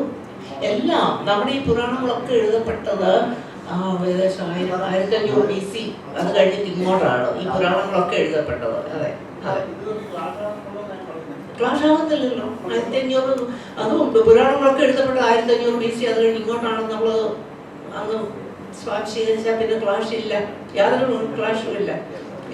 അപ്പോൾ ഇവിടുത്തെ അമ്പലങ്ങൾ 5000 കൊല്ലം മുമ്പ് ഉണ്ടാക്കിയ അമ്പലങ്ങളാന്ന് പറയുന്നത് ശുദ്ധ ഭോഷ്കാണ്. അങ്ങനെ പുരാണങ്ങളുടെ കാലം നിശ്ചയിക്കാൻ സ്വല്പം പ്രയാസമുണ്ടെങ്കിലും 1000-1500 BC അത് കഴിഞ്ഞ് ഇങ്ങോട്ടാണ് എല്ലാമൊക്കെ ഇന്ത്യയിലെ എല്ലാ പുരാണങ്ങളും. വേദങ്ങളുടെ കാലമൊക്കെ കൃത്യമായിട്ട് പറഞ്ഞിട്ടുണ്ട്, കാൽക്കുലേറ്റ് ചെയ്തിട്ടുണ്ട്. അവിടെ ക്ലാഷ് ആവേണ്ട കാര്യമില്ല. ഒരു സംശയം ചോദിക്കാം. ഈ 60 വയസ്സ് കഴിഞ്ഞവരാണ് ഇവിടെ ഇരിക്കുന്ന 60 വയസ്സ് കഴിഞ്ഞവരാണ്. പാലും നെയ്യും തീരെ ഉപേക്ഷിക്കുന്നതാണ് നല്ലതെന്നാണോ കുഴപ്പമുണ്ടോ? തീർച്ചയായിട്ടും നെയ്യ് കംപ്ലീറ്റ് യാതൊരു ആവശ്യമില്ല. ഈ നെയ്യൊന്നതിന്റെ സ്വാദിൽ നമ്മൾ പിടിക്കപ്പെട്ടു പോയതാണ് ഈ പ്രധാന പ്രശ്നം. ചപ്പാത്തിയൊക്കെ ഉണ്ടാക്കുമ്പോ നെയ്യ് യാതൊരു ആവശ്യമില്ല. അതിലും ഭേദം 2 തുള്ളി വെളിച്ചെണ്ണ ഒഴിക്കുക. കൊച്ചുകുട്ടികൾക്ക് കൊടുക്കാവോ? കൊച്ചുകുട്ടികൾക്ക് നെയ്യ് കൊടുക്കേണ്ട ആവശ്യമില്ല. കൊച്ചുകുട്ടികൾക്ക് നെയ്യ് കൊടുക്കുന്ന നമുക്കൊരു തെറ്റിദ്ധാരണയുണ്ട്. ചോറ് വളരെ തെറ്റിദ്ധാരണ. അതേ കൂട്ടി ചോറ് കൊടുക്കരുത്. കുഞ്ഞുങ്ങളായതുകൊണ്ട് അവർക്ക് കൊഴുപ്പ് അവർ പെട്ടെന്ന് ദഹിക്കും. പക്ഷേ പ്രശ്നം എന്താ വെച്ചാൽ സ്വാദ് പിടിച്ചു പോകും. പിന്നെ എപ്പോഴും നെയ്യ് കൂട്ടി ചോറ് വേണമെന്ന് വാശി കൊടുത്തിട്ടുണ്ട്. അതുകൊണ്ട് കുഞ്ഞുങ്ങൾക്ക് നെയ്യ് കൂട്ടി ചോറ് കൊടുക്കുന്നവരെ നിങ്ങൾ പരിതപിക്കുക. നിങ്ങൾ ഏത് തലമുറയാണ് വളർത്തിയെടുക്കുന്നത് എന്ന് ആലോചിക്കുക.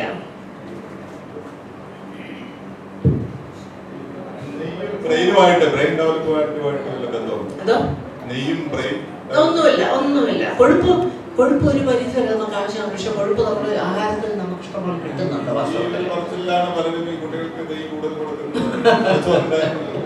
ഒന്നുമില്ല. നെയ്യും ഒരു ബന്ധമില്ല. കൊഴുപ്പ് നമുക്ക് നമ്മുടെ എല്ലാ നാഡീകോശങ്ങൾക്കും കൊഴുപ്പ് ആവശ്യമുണ്ട്. കാരണം ഇതൊക്കെ ഇലക്ട്രിസിറ്റി ഇങ്ങനെ പായലാണ്. ഈ നാഡീകോശങ്ങൾ വെച്ചാൽ ഇലക്ട്രിസിറ്റി പായൽ 4 വോൾട്ട് ഇലക്ട്രിസിറ്റി ഉണ്ടാക്കുന്നുണ്ട്. നമ്മൾ 4 വോൾട്ട് ഉണ്ടാക്കുന്നുണ്ട്. അപ്പൊ ഇലക്ട്രിസിറ്റി പായുമ്പോൾ ഇൻസുലേഷൻ ആണ്. ഇലക്ട്രിക് വയറുകളൊക്കെ പ്ലാസ്റ്റിക് ഉണ്ടല്ലോ, മറ്റേ ചുവന്ന പച്ച നിറമുള്ള. അപ്പൊ അത് കൊഴുപ്പ് കൊണ്ടാണ് ആവരണം ഉണ്ടാക്കുന്നത്. അപ്പൊ കൊഴുപ്പ് ആവശ്യമുണ്ട് നമുക്ക്. അതിനുവേണ്ടി കൊഴുപ്പ് ആവശ്യമുണ്ട്. പക്ഷേ അത് നമ്മുടെ ആഹാരത്തിൽ നമുക്ക് ഇഷ്ടംപോലെ കിട്ടുന്നുണ്ട്.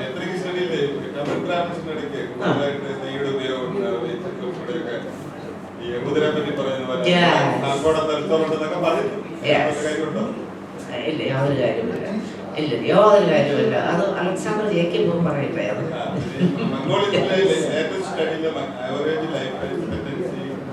സ്ത്രീകൾക്ക് 75%.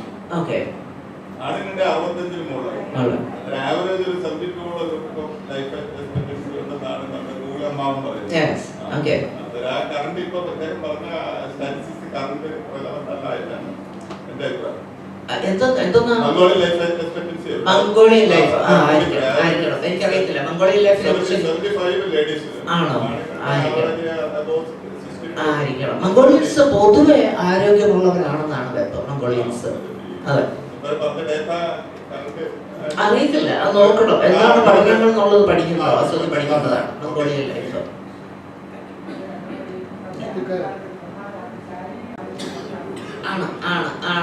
അതെ. ചെറുപ്പത്തിൽ കൊടവേറുള്ളവര് പാരമ്പര്യ കൊടവേറല്ലാതെ ആണുങ്ങൾ ഒരാൾക്ക് കൊടവേറില്ലായിരുന്നു. സ്ത്രീകളും കൊടവേറാണ്. പക്ഷെ അന്ന് കൊടവേറ് വളരെ കൂടുതലായിട്ട് കിടക്കുന്നുണ്ട്. ഒരു 3 കിലോമീറ്ററെങ്കിലും ദിവസം നടക്കണം. തീർച്ചയായും. പക്ഷെ മനുഷ്യന് അത് നടക്കുന്നില്ല. നമ്മുടെ ഈ ഇതിന്റെ ഗ്ലൂക്കോസിന്റെ ആവശ്യം നമുക്ക് വരുന്നത് നമ്മൾ പ്രവർത്തിക്കുമ്പോഴാണ്. അപ്പം അത് അങ്ങനെ ഉണ്ടാക്കി വെക്കാൻ പറ്റില്ല, അന്നേരം ഉണ്ടാകേണ്ടതാണ്. അപ്പൊ നമ്മൾ അധ്വാനിക്കുന്ന സമയത്ത് ആ സമയത്ത് ആവശ്യമായ ഊർജ്ജം ഉണ്ടാകുന്നുണ്ട്. അപ്പൊ ഊർജ്ജം പറയുമ്പോൾ ആ ഇൻസുലിന്റെ പ്രവർത്തനം ഒരു ഇതുണ്ടാകുന്നില്ല. അപ്പൊ അങ്ങനെ ആ ഇൻസുലിൻ ഉണ്ടാക്കുന്ന പ്രക്രിയക്ക് ഒരു ക്ഷീണം വരുന്നത്. പിന്നെ അതിന്റെ ആ ഇൻസുലിൻ ഗ്രന്ഥിയെ കൊണ്ട് വീക്കായിട്ട് പ്രമേഹം ഉണ്ടാകുന്നതാണ് എനിക്ക് തോന്നുന്നത്. അധ്വാനം കുറഞ്ഞത് കൊണ്ടാണ്. ഒരു 3 കിലോമീറ്റർ ദിവസം നടക്കുക എന്നുള്ളതാണ്.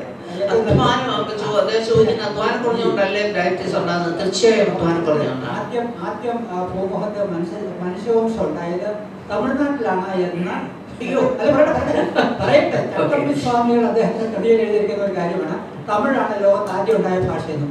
ഈ ലോകത്തില് ആഫ്രിക്കയിലാണ് ഏറ്റവും ആദ്യം ഉണ്ടായെങ്കിൽ ഏറ്റവും പരിഷ്കൃതരായ അല്ലെങ്കിൽ ഏറ്റവും ബുദ്ധിപരമായ കഴിവുള്ള ഒരു ജനറേഷൻ അവിടെ ഉണ്ടാകണമായിരുന്നു. പക്ഷെ അങ്ങനെ കാണുന്നില്ല. നേരത്തെ തമിഴ്നാട്ടിൽ ഈ അയ്യന്നൊക്കെ പറയുന്ന വംശമുണ്ട്.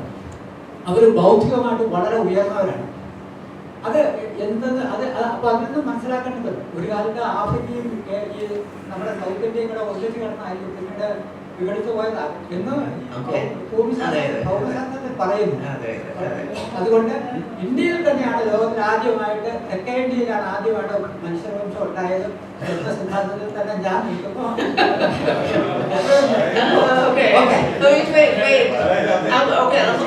ഈ ആർഗ്യുമെന്റ് എനിക്ക് പറയാനുള്ള നിന്റെ വിശ്വാസം നിന്നെ എടുത്ത് ചാടപ്പെട്ടു എന്നുള്ളത് തന്നെയാണ് ഡയബറ്റീസിന്റെ പ്രധാന കാരണം. ആയാസം തീരെ കുറഞ്ഞു, എക്സസൈസ് തീരെ കുറവാണ്, നടപ്പ് കുറവാണ്, ചെയ്യുന്ന ജോലി കുറവാണ്, അങ്ങനെയായി മാറപ്പെട്ടു കഴിഞ്ഞു. പ്രത്യേകിച്ച് ഇപ്പോഴ് കമ്പ്യൂട്ടർ വന്നതിൽ പിന്നെ അത് കൂടുതൽ വർദ്ധിക്കുകയാണ് ഇപ്പോഴും. കാരണം പ്രത്യേകിച്ച് കമ്പ്യൂട്ടർ ജോലി ചെയ്യുന്ന ഐ ടിക്കാരുടെ ഇടയ്ക്കുള്ള ഏറ്റവും വലിയ പ്രശ്നം ആരോഗ്യ പ്രശ്നമാണ്. എപ്പോഴും ഇരിക്കുകയാണ് അവർ, കമ്പ്യൂട്ടർ മുമ്പിൽ ഇരിക്കുകയാണ്. IT ജോലി ഏറ്റവും കൂടുതൽ ശമ്പളം കിട്ടുന്നുണ്ട്, പക്ഷേ ആരോഗ്യ പ്രശ്നങ്ങൾ ഏറ്റവും കൂടുതലുള്ള ഇപ്പോൾ IT കാർഡാണ് ലോകത്തെമ്പാടും. തീർച്ചയായിട്ടും അതെ. അപ്പോൾ ഡയബറ്റീസ് ഒരു അസുഖം പോലുമല്ല. ക്ലിനിക്കലി പറയുന്നത് it's A life style disease എന്നാണ്. നിങ്ങളുടെ ദൈനംദിനമായ നിങ്ങളുടെ ജീവിത ശൈലിയാണ്. ഇത് രോഗമല്ല, രോഗമല്ല. വാസ്തവത്തിൽ ഇൻസുലിൻ നമ്മൾ ഗ്ലൂക്കോസ് അകത്തേക്ക് കയറ്റുന്നില്ല എന്നുള്ളതാണ്. അതൊരു രോഗം എന്ന് പറയാൻ വയ്യ എന്നുള്ള ലൈഫ് സ്റ്റൈലാണ്. പിന്നെ ബുദ്ധി എന്നുള്ള ബ്രാഹ്മണർക്കും തമിഴ്നാട്ടുകാർക്ക് ബുദ്ധി എന്നുള്ള അപേക്ഷിതമാണ്. ഇന്നത്തെ ബുദ്ധി നമ്മൾ അളക്കുന്നത് എത്രമാത്രം പെട്ടെന്ന് കണക്ക് ചെയ്യാൻ പറ്റും, അല്ലെങ്കിൽ ഇപ്പം നമ്മൾ ഉണ്ടാക്കുന്ന ചോദ്യങ്ങൾക്ക് എത്ര പെട്ടെന്ന് ഉത്തരം പറയാൻ പറ്റും എന്നുള്ളതാണ് ഇപ്പം നമ്മൾ ബുദ്ധി. ഇപ്പം IQ ടെസ്റ്റുകളൊക്കെ അങ്ങനെയാണ്. അത് ബുദ്ധി എന്നുള്ളത് നമ്മൾ ബുദ്ധിക്കൊരു നിർവചനം കൊടുക്കുക, എന്നിട്ട് ഇന്ന ആൾക്കാർ എത്ര ഗ്രൂപ്പുകാർക്ക് ബുദ്ധിയുണ്ട് എന്ന് പറയുക എന്നുള്ളത് തന്നെ അപേക്ഷിതമായവരാണ്. അങ്ങനെ പറയുകയാണെങ്കിൽ ജൂയിഷ് ആൾക്കാർ ഭയങ്കര ബുദ്ധിയുള്ളവരാണെന്ന് പറയാം. ഇതുപോലെ മിടുക്കരാണ്. ഇപ്പം ശാസ്ത്രജ്ഞർ ഒരുപാട് പേര് ജൂയിഷ് ആൾക്കാർ, ജൂതന്മാരാണ്. പക്ഷെ എന്ന് വെച്ച് ജൂതന്മാർ ആദ്യം പരിണമിച്ചു വന്നു എന്നുള്ള ഇന്നത്തെ നിലയിൽ ചില കാര്യങ്ങൾ തീർപ്പ് കൽപ്പിക്കാനോ ചെയ്തു കിട്ടാനുള്ള സിദ്ധികൾ ചിലർ കൂടുതലായിട്ട് കാണുന്നുണ്ട്. അതിപ്പോൾ അയ്യങ്കാരുടെ അവർ കൂടുതൽ വെച്ചാൽ അവരുടെ അടുത്ത് ഇൻബ്രീഡിങ്, അവർ തമ്മിൽ കല്യാണം കഴിക്കുന്നത് കൂടുതലാണ്. അതുകൊണ്ട് അവരുടെ ആ ജീൻസുകൾ ആ സമൂഹത്തിൽ കൂടിക്കൊണ്ടിരിക്കുകയാണ്. അപ്പോഴവർക്ക് ഇന്നത്തെ കാര്യങ്ങൾ ചെയ്തു കൂട്ടാനുള്ള അറിവും കഴിവും കൂടുതലാണ് എന്ന് നമ്മൾ കാണപ്പെടുന്നു എന്നുള്ളത് ശരിയാണ്. പക്ഷേ അതും പരിണാമമായിട്ട് ഈ ബുദ്ധി എന്ന് പറഞ്ഞൊക്കെ ഈയിടെ ഡെവലപ്പ് ചെയ്താണ് മനുഷ്യ മനസ്സിൽ. കാരണം സ്റ്റാറ്റിസ്റ്റിക്സ് അല്ലെങ്കിൽ വെക്ടർ കാൽക്കുലസ് ഇപ്പോഴുള്ള ഹയർ മാത്തമാറ്റിക്സ് ആണ്. ഇപ്പോൾ ഒരു 300 കൊല്ലം മുൻപുള്ള ഒരു മനുഷ്യനോട് വെക്ടർ കാൽക്കുലസ് എന്നുള്ള പറഞ്ഞ് മനസ്സിലാകലുണ്ട്. അപ്പോൾ മനസ്സ് പുതുതായിട്ട് സാധനങ്ങൾ കണ്ടുപിടിക്കുന്നുണ്ട്. അപ്പോൾ ബുദ്ധി എന്നുള്ളത് അതുപോലെ മാറപ്പെടുകയാണ്. മനസ്സ് കൂടുതൽ ഇപ്പോഴുള്ള ഈ മോഡേൺ ഇപ്പോഴത്തെ മാത്തമാറ്റിക്സ് മുഴുവനും ഈയിടെ നമ്മൾ കണ്ടുപിടിച്ചുണ്ടാക്കിയെടുത്തതാണ്. ഒരു 400 കൊല്ലം മുമ്പുള്ളവരോട് പറഞ്ഞാൽ മനസ്സിലാകുമോ? 400 കുറച്ചും കൂടെ അവിടെ അതൊരു വളരെ ആവശ്യമായിട്ടുള്ളൊരു കാര്യമാണ്. അപ്പോൾ ബുദ്ധിയും മനുഷ്യൻ്റെ ഒറിജിനും തമ്മിൽ യാതൊരു ബന്ധമല്ല. ആഫ്രിക്കയിൽ തന്നെയാണ് മനുഷ്യരുണ്ടായത്. കാരണം ഫോസിലുകളെല്ലാം അവിടെ നിന്നാണ് കിട്ടിയിട്ടുള്ളത്. തമിഴ്നാട്ടിൽ നിന്നും ഇവിടെ വളരെ പുരാതന കാലത്ത് മനുഷ്യരുണ്ടായിരുന്നു എന്നുള്ള തെളിവുകൾ ആന്ധ്രയിൽ നിന്ന് ചില മനുഷ്യരുടെ ഫോസിൽ കിട്ടിയിട്ടുണ്ട്. സത്യമാണ് താൻ. ചെറിയൊരു മാറ്റങ്ങളുണ്ട്. പക്ഷേ മനുഷ്യൻ എന്നുള്ള ഹോമോസ് നമ്മുടെ ആദിവാസികളാണ്. ഇപ്പോഴും വയനാട് മേഖലകളിലും അവിടെയൊക്കെ ഉള്ളവരാണ്. അവിടെ ആഫ്രിക്ക എന്ന് പറയുന്നത് തെളിവ് തന്നെയുണ്ട്. കാരണം അവർക്കൊക്കെ ആഫ്രിക്കയിൽ മാത്രമുള്ള അരിവാൾ രോഗമുണ്ട്. അരിവാൾ രോഗം ആഫ്രിക്കയിൽ മാത്രമുള്ളതാണ്. അപ്പോൾ അവിടെ നേരെ ഒന്നാണെന്നുള്ള ഒന്നാമത്തെ തെളിവാണത്. എന്താ സത്യമാണ്. അതെ അതേ ഉള്ളൂ സത്യം എന്നുള്ളതാണ്. ഈ പരിണാമവുമായിട്ട് ബന്ധപ്പെട്ട ഒരു മനുഷ്യന്റെ സ്വാഭാവികമായിട്ടുള്ള ഒരു പരിണാമമായിരുന്നല്ലോ ഇത്രയും കാലം ഉണ്ടായിരുന്നു. ഈ പരിണാമത്തിൽ ഇടപെട്ടുകൊണ്ട് നമ്മുടെ ഒരു ജീൻ എഡിറ്റിംഗ് ഒക്കെ നടത്തി ഈ മനുഷ്യനെ ആരോഗ്യവും സന്തോഷവുമുള്ള ഒരു പുതിയ മനുഷ്യനാക്കി മാറ്റാനുള്ള ആ ഒരു ശ്രമം എനിക്കൊന്ന് ആ ശ്രമം തുടങ്ങിക്കഴിഞ്ഞു എന്നാണ് ഞാൻ മനസ്സിലാക്കിയത്. ആ ശ്രമം എത്രത്തോളമായി എന്നുള്ളതൊന്ന് പറയാം. അത് നല്ലതുമാണ്, ചീത്തയുമാണ്. കാരണം നമുക്കിപ്പോൾ മനുഷ്യൻ മാറ്റിയെടുത്തിട്ടുണ്ട്. ചൈനയിൽ ഒരു സയന്റിസ്റ്റ് എയ്ഡ്സ് രോഗം വരാത്ത കുഞ്ഞുങ്ങളെ സൃഷ്ടിച്ചു ഈ ജീൻ എഡിറ്റിംഗ് കൊണ്ട്. അതിൽ ഏറ്റവും വലിയ അപകടം മനുഷ്യൻ അവനാവശ്യമുള്ള ആൾക്കാരെ ആ രീതിയിലുള്ളവരെ സൃഷ്ടിച്ചെടുക്കും എന്നുള്ളതാണ്. അതാണ് എല്ലാവരെയും പേടിപ്പിക്കുന്നത്.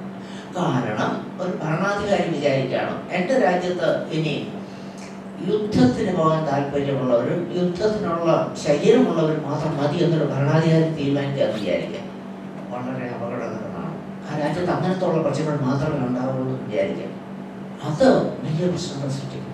അപ്പോൾ ഓരോ ഭരണാധികാരികൾ ശാസ്ത്രത്തെ എങ്ങനെ ഉപയോഗിക്കും എന്നുള്ള വളരെ ഒരു പ്രശ്നമുണ്ട്. അതുകൊണ്ടാണ് ചൈനയിൽ ആ പരീക്ഷണം നടത്തി 2 കുഞ്ഞുങ്ങൾ ഇരട്ട കുഞ്ഞുങ്ങളുണ്ടായി. അയാൾ അറസ്റ്റ് ചെയ്തു. 3 കൊല്ലം അയാൾ ജയിലിൽ കിടന്നു. 3 കൊല്ലം. ലോകത്തുള്ള എല്ലാ ശാസ്ത്രജ്ഞന്മാരും അയാൾക്കെതിരായിരുന്നു. അയാൾ എയ്ഡ്സ് വരാൻ സാധ്യതയില്ലാത്ത കുഞ്ഞുങ്ങളെ ജീൻ എഡിറ്റിംഗ് വഴി നിർമ്മിച്ചെടുത്തു. സത്യമാണത്. പക്ഷേ അപ്പോൾ വളരെ അപകടകരമാണ്. ഒരു തരത്തിൽ പറഞ്ഞാൽ നല്ലതാണ്. രോഗവിമുക്തമായ ഒരു ലോകം നമുക്ക് സങ്കല്പിക്കും. എങ്കിലും അതിനുള്ള അപകടം അതിനും വളരെ വലുതാണ്. അതാണ് ചോദ്യം. വളരെ നല്ല ചോദ്യമാണ്. ഇന്ന് ലോകം ചോദിച്ചുകൊണ്ടിരിക്കുന്ന ചോദ്യമാണ്. ഞാൻ പറഞ്ഞിരുന്നുള്ള വാക്ക് ഉപയോഗിച്ച് സഫലക്കാർ മോശമല്ല. ക്രിസ്പർ ടെക്നോളജിയൊക്കെ അറിയാവുന്നവരാണ്. ഓക്കെ, ഞാനിത് ലോകത്തോട് പറയുന്നുണ്ട്. ക്രിസ്പർ ടെക്നോളജിയൊക്കെ അറിയാവുന്നവരാണ് സഫലം, ബാലസഫലം. പിന്നെ മനുഷ്യ ഞാൻ പേടിച്ച അവിടെ നിൽക്കുന്നത് സ്ഥാനങ്ങളുടെ മുമ്പില്.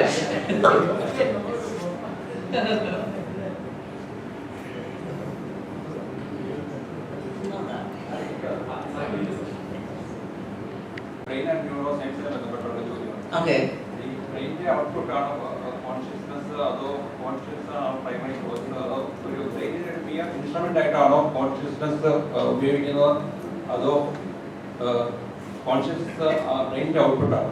തീർച്ചയായിട്ടും. കാരണം ഇതൊക്കെ ബ്രെയിൻ നമ്മളെടുത്ത് ഏതായാലും തലയിലാണല്ലോ കോൺഷ്യസ്നെസ്, ഇവിടുന്നാണല്ലോ. അത് അനസ്തേഷ്യ മരുന്ന് കൊടുത്താൽ അതില്ലാതെയോ കോൺഷ്യസ്നെസ് ഇല്ലാതെയാകും. അവിടെ എന്താ നടക്കുന്നത്? തലച്ചോറിന്റെ പ്രവർത്തനം മന്ദീഭവിക്കുന്നു. ഓക്കെ. അപ്പൊ കോൺഷ്യസ്നെസ് എന്ന് വെച്ചാൽ അത് തലച്ചോറിന്റെ പ്രവർത്തനമാണ്. എന്താണ് തലച്ചോറിന്റെ പ്രവർത്തനം? ന്യൂറോണുകൾ തമ്മിൽ സന്ദേശങ്ങൾ അയക്കുക. അത് ഇലക്ട്രിസിറ്റി വഴിയാണ്, വിദ്യുച്ഛക്തി വഴിയാണ് അയക്കുക എന്നുള്ളത്. അപ്പൊ കോൺഷ്യസ്നെസ് എന്നുള്ള ഉളവാകുന്നത് തലച്ചോറിലെ പല കേന്ദ്രങ്ങളും തമ്മിലുള്ള ചില കൊടുക്കൽ വാങ്ങലുകളിൽ കൂടെ, ചില സംവേദനങ്ങളിൽ കൂടിയാണെന്നുള്ളതാണ്. അപ്പൊ ഇപ്പോഴും ചോദിച്ചു നന്നായി. കാരണം ഇപ്പോഴും വലിയൊരു ഡിബേറ്റ് നടന്നുകൊണ്ടിരിക്കുകയാണ് കോൺഷ്യസ്നെസ്സിന്റെ യഥാർത്ഥമായിട്ട് എങ്ങനെയാണ് കോൺഷ്യസ്നെസ്. അതിന് കൃത്യമായ അറിവ് നമുക്ക് ഒരു ഡെഫിനിഷൻ നമുക്കില്ല. 2 തിയറിയുണ്ട്. അത് രണ്ടും തലച്ചോറിന്റെ പ്രവർത്തനങ്ങൾ 2 തരത്തിൽ നടക്കുന്ന ഒന്നാണ്. പക്ഷെ ഇതെല്ലാം ന്യൂറോൺ കോൺഷ്യസിന്റെ പ്രശ്നം എന്ന് വെച്ചാൽ ഈ ചിന്തകൾ ഫിലോസഫേഴ്സ് ഇതിനെ വഴി തെറ്റിച്ച് വേറെ കൊണ്ട് വെച്ചു. അതാണ് പ്രശ്നം വരുന്നത്.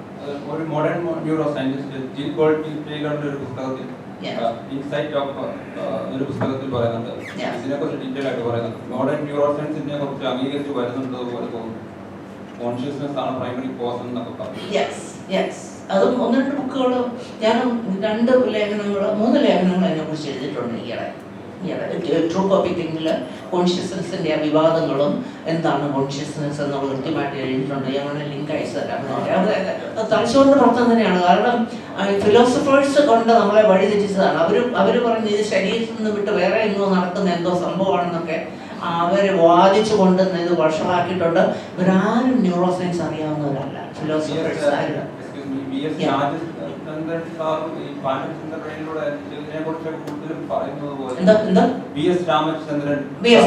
തലച്ചോറിന്റെ പ്രവർത്തനം പറയുന്നതാണ്.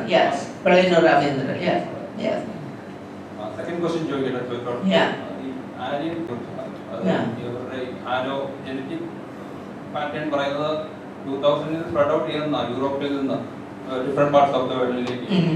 അപ്പൊ അതിന്റെ ഇന്ത്യയിലേക്ക് വന്ന അവരാണോ ആര്യൻസ്, അതോ ദ്രാവിഡൻസ് എവിടെ പോയി എന്നൊക്കെ ചോദ്യം വരുന്നത്.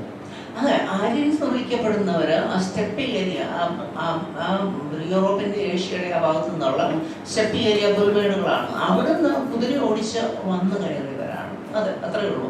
അവര് ആര്യൻ എന്നൊരു വകുപ്പിൽപ്പെടുത്തിയത് അതൊരു സാംസ്കാരികപരമായ പേരാണ്. ജനറ്റിക്കായിട്ട് വളരെ കൃത്യമാണ് സ്റ്റെപ്പി. ഇപ്പോഴും നോർത്ത് ഇന്ത്യയില് ആ സ്റ്റെപ്പി അവിടുന്ന് വന്നവരുടെ ജീനുകൾ DNA ഇഷ്ടംപോലെ കാണും.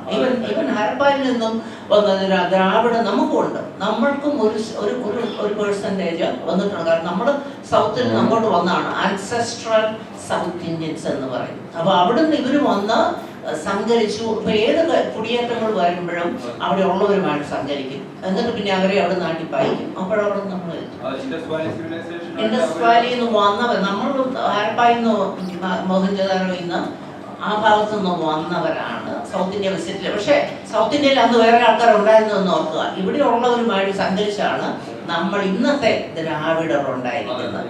അതെ, ടോണി ജോസഫിന്റെ ബുക്ക് ഇപ്പൊ ഒന്നും വേറെ പറയണ്ട. ടോണി ജോസഫിന്റെ ബുക്കാണ് ഇതിനന്തരമായിട്ട് എന്ന് പറയുന്നത്. മലയാളത്തിൽ ഇറങ്ങിയിട്ടുണ്ട്. അതെ, ഉപകരണം കൂടാതെ ചിന്തിച്ച് മാത്രം സൂര്യനെയും ചന്ദ്രനെയും ദൂരം കണ്ടുപിടിക്കുക, ആരം കണ്ടുപിടിക്കുക, ലോകം എത്രമാത്രം വലുതാൻ കണ്ടുപിടിക്കുക, പ്രപഞ്ചത്തിന്റെ വിസ്തൃതിയെ പറ്റി ആലോചിക്കുക, ഇതൊക്കെയുള്ള ആ ബന്ധം ഇപ്പോഴത്തെ പുതിയ ശാസ്ത്രജ്ഞന്മാര് മുഴുവനും പകവച്ചു കൊടുക്കുന്നില്ല. എങ്കിലും അതിന്റെ സാഹചര്യം എന്ന് പറഞ്ഞാൽ ചോദ്യം പ്രപഞ്ചത്തെ കുറിച്ചൊക്കെ ചിന്തിച്ചുണ്ടാക്കുക. പല ചിന്താശീലങ്ങളും പലതും പിന്നീട് ശരിയാന്ന് തെളിഞ്ഞിട്ടുണ്ട്. കാരണം ഇപ്പൊ ഈ സൂര്യൻ വരെയുള്ള ദൂരം, അതുപോലത്തെ കാര്യങ്ങൾ, ഭൂമിയുടെ വ്യാസം അളക്കാൻ പണ്ട് തന്നെ ഭൂമിയുടെ വ്യാസം പണ്ട് തന്നെ അളന്നത് ഒരു വടി കുത്തിട്ട് അതിന്റെ നിഴലുമായിട്ടുള്ള ചില കണക്കുകളിൽ നിന്നും ഭൂമിയുടെ വ്യാസം കൃത്യമായിട്ട് കാൽക്കുലേറ്റ് ചെയ്തിട്ടുണ്ട്. അപ്പോൾ നമ്മൾ അവിടെ വരെ ഒന്നും പോകണമെന്നില്ല, സൂര്യന്റെ അവിടെ വരെ ഒന്നും പോകണമെന്നില്ല. ഉപകരണങ്ങൾ കൂടാതെ, പക്ഷെ ലിമിറ്റ് ഉണ്ട്. ഉപകരണങ്ങൾ കൂടാതെ ചില കാൽക്കുലേഷൻ നമുക്ക് പിന്നെ സാധ്യമാണ്. ഗലീലിയോ ഒക്കെ എന്തെല്ലാം കാൽക്കുലേഷൻ എടുത്തു. അതുപോലെ പലതുമുണ്ട്. എന്ന് വെച്ചാൽ ഉപകരണങ്ങളെ നമ്മൾ താത്തിക്കെട്ടി പറയേണ്ട കാര്യമില്ല. ഉപകരണങ്ങൾ നാദമായിട്ട് ഇപ്പോഴത്തെ തന്നെ ടെലസ്കോപ്പ്, ഹബിൾ ടെലസ്കോപ്പ് ഒക്കെ എന്തൊക്കെ വിവരങ്ങളാണ് കൊണ്ടു തന്നിരിക്കുന്നത്, അത് സത്യങ്ങളാണ്. അപ്പൊ ആ സത്യത നിരാകരിക്കേണ്ട കാര്യങ്ങളില്ല. നമുക്ക് ചില അനുമാനങ്ങൾ പറ്റും, പക്ഷെ അതിന് പരിമിതികളുണ്ട്. ഓക്കെ, എന്താ? യെസ് യെസ്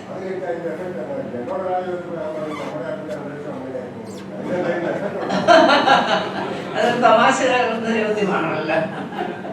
അങ്ങനെയാണെങ്കിൽ ഓക്കെ ഓക്കെ, പഴം, നമ്മുടെ ഈ ബനാന എന്ന് പറയുന്ന പഴം, അതിനകത്ത് കുരു മുളയ്ക്കുന്നൊന്നുമില്ല. അങ്ങനെയാണെങ്കിൽ ഈ ബനാന തിന്നുന്ന നമ്മുടെ ഭാവി എന്താണെന്ന് ആലോചിക്കുക. ഏത്തപ്പഴം പുഴുങ്ങി തിന്നിട്ട് ഞാനും രാവിലെ വന്നിരിക്കുന്നത്. പഴയ ഏറ്റവും കൂടുതൽ പഴങ്ങൾ വെറൈറ്റിയുള്ള കേരളത്തിലാണ്. നമുക്കുള്ള പഴങ്ങൾ വെറൈറ്റി ഇല്ല. എന്ന് വെച്ചാൽ ബനാന വെറൈറ്റികളില്ല. വെറൈറ്റി കണ്ണൻ, പൂവൻ, ഇതൊക്കെ തിന്നുന്നത് നമ്മൾ ഈ ചോദ്യം ചോദിക്കരുത് മക്കളെ.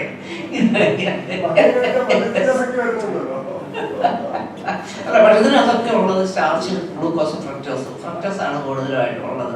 അതെ അതെ, അതിനകത്ത് കായ ഉണ്ടാവില്ല എന്നുള്ളത് ഒരു കാര്യമേ അല്ല. അങ്ങനെയാണ് ഈ തേങ്ങ ഉപയോഗിക്കുന്ന അത്ര വേറെ ആരും ഇല്ലല്ലോ. അതിന്റെ കായ്ക്കുള്ളല്ലേ, തേങ്ങയുടെ സീഡിനകത്തുള്ള മാംസളമായ ഭാഗമാണ് തേങ്ങ എന്ന് പറയുന്നത്. അതെ അതെ അതെ അതെ അതെ അതെ അതെ. ഓക്കെ, ചോദിക്കൂ. ഉപകരണം കൂടാതെ ചിന്തിച്ച് മാത്രം സൂര്യനെയും ചന്ദ്രനെയും ദൂരം കണ്ടുപിടിക്കുക, ആരം കണ്ടുപിടിക്കുക, ലോകം എത്രമാത്രം എല്ലാം കണ്ടുപിടിക്കുക, പ്രപഞ്ചത്തിന്റെ വിസ്തൃതിയെ പറ്റി ആലോചിക്കുക, ഇതൊക്കെയുള്ള ആ ബന്ധം ഇപ്പോഴത്തെ പുതിയ ശാസ്ത്രജ്ഞന്മാര് മുഴുവനും പകവച്ചു കൊടുക്കുന്നില്ല. എങ്കിലും അതിന്റെ സാഹചര്യം എന്ന് പറഞ്ഞാൽ ചോദ്യം പ്രപഞ്ചത്തെ കുറിച്ചൊക്കെ ചിന്തിച്ചുണ്ടാക്കുക. പല ചിന്താശീലങ്ങളും പലതും പിന്നീട് ശരിയാന്ന് തെളിഞ്ഞിട്ടുണ്ട്. കാരണം ഇപ്പൊ ഈ സൂര്യൻ വരെയുള്ള ദൂരം, അതുപോലത്തെ കാര്യങ്ങൾ, അത് ഭൂമിയുടെ വ്യാസം അളക്കാൻ പണ്ട് തന്നെ ഭൂമിയുടെ വ്യാസം പണ്ട് തന്നെ അളന്നത് ഒരു വടി കുത്തിട്ട് അതിന്റെ നിഴലുമായിട്ടുള്ള ചില കണക്കുകളിൽ നിന്നും ഭൂമിയുടെ വ്യാസം കൃത്യമായിട്ട് കാൽക്കുലേറ്റ് ചെയ്തിട്ടുണ്ട്. അപ്പോൾ നമ്മൾ അവിടെ വരെ ഒന്നും പോകണമെന്നില്ല, സൂര്യന്റെ അവിടെ വരെ ഒന്നും പോകണമെന്നില്ല. ഉപകരണങ്ങൾ കൂടാതെ, പക്ഷെ ലിമിറ്റ് ഉണ്ട്. ഉപകരണങ്ങൾ കൂടാതെ ചില കാൽക്കുലേഷൻ നമുക്ക് പിന്നെ സാധ്യമാണ്. ഗലീലിയോ ഒക്കെ എന്തെല്ലാം കാൽക്കുലേറ്റ് ചെയ്തെടുത്തു. അതുപോലെ പലതുമുണ്ട്. എന്ന് വെച്ചാൽ ഉപകരണങ്ങളെ നമ്മൾ താത്തിക്കെട്ടി പറയേണ്ട കാര്യമില്ല. ഉപകരണങ്ങൾ നാദമായിട്ട് ഇപ്പോഴത്തെ തന്നെ ടെലസ്കോപ്പ്, ഹബിൾ ടെലസ്കോപ്പ് ഒക്കെ എന്തൊക്കെ വിവരങ്ങളാണ് കൊണ്ടു തന്നിരിക്കുന്നത്, അത് സത്യങ്ങളാണ്. അപ്പൊ ആ സത്യത നിരാകരിക്കേണ്ട കാര്യങ്ങളില്ല. നമുക്ക് ചില അനുമാനങ്ങൾ പറ്റും, പക്ഷെ അതിന് പരിമിതികളുണ്ട്. ഓക്കെ, എന്താ? യെസ് യെസ്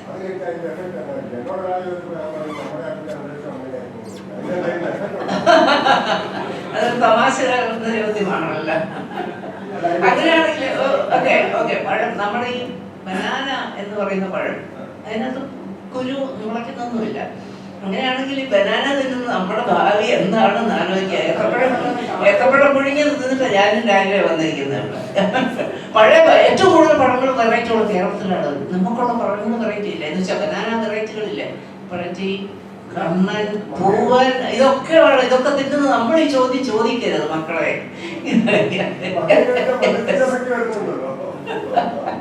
അല്ല, പഴത്തിന് അതൊക്കെ ഉള്ളത് സ്റ്റാർച്ച്, ഗ്ലൂക്കോസ്, ഫ്രക്ടോസ് ആണ് കൂടുതലായിട്ടുള്ളത്. അതെ അതെ, അതിനകത്ത് കായ ഉണ്ടാവില്ല എന്നുള്ളത് ഒരു കാര്യമേ അല്ല. അങ്ങനെയാണ് ഈ തേങ്ങ ഉപയോഗിക്കുന്ന അത്ര വേറെ ആരും ഇല്ലല്ലോ.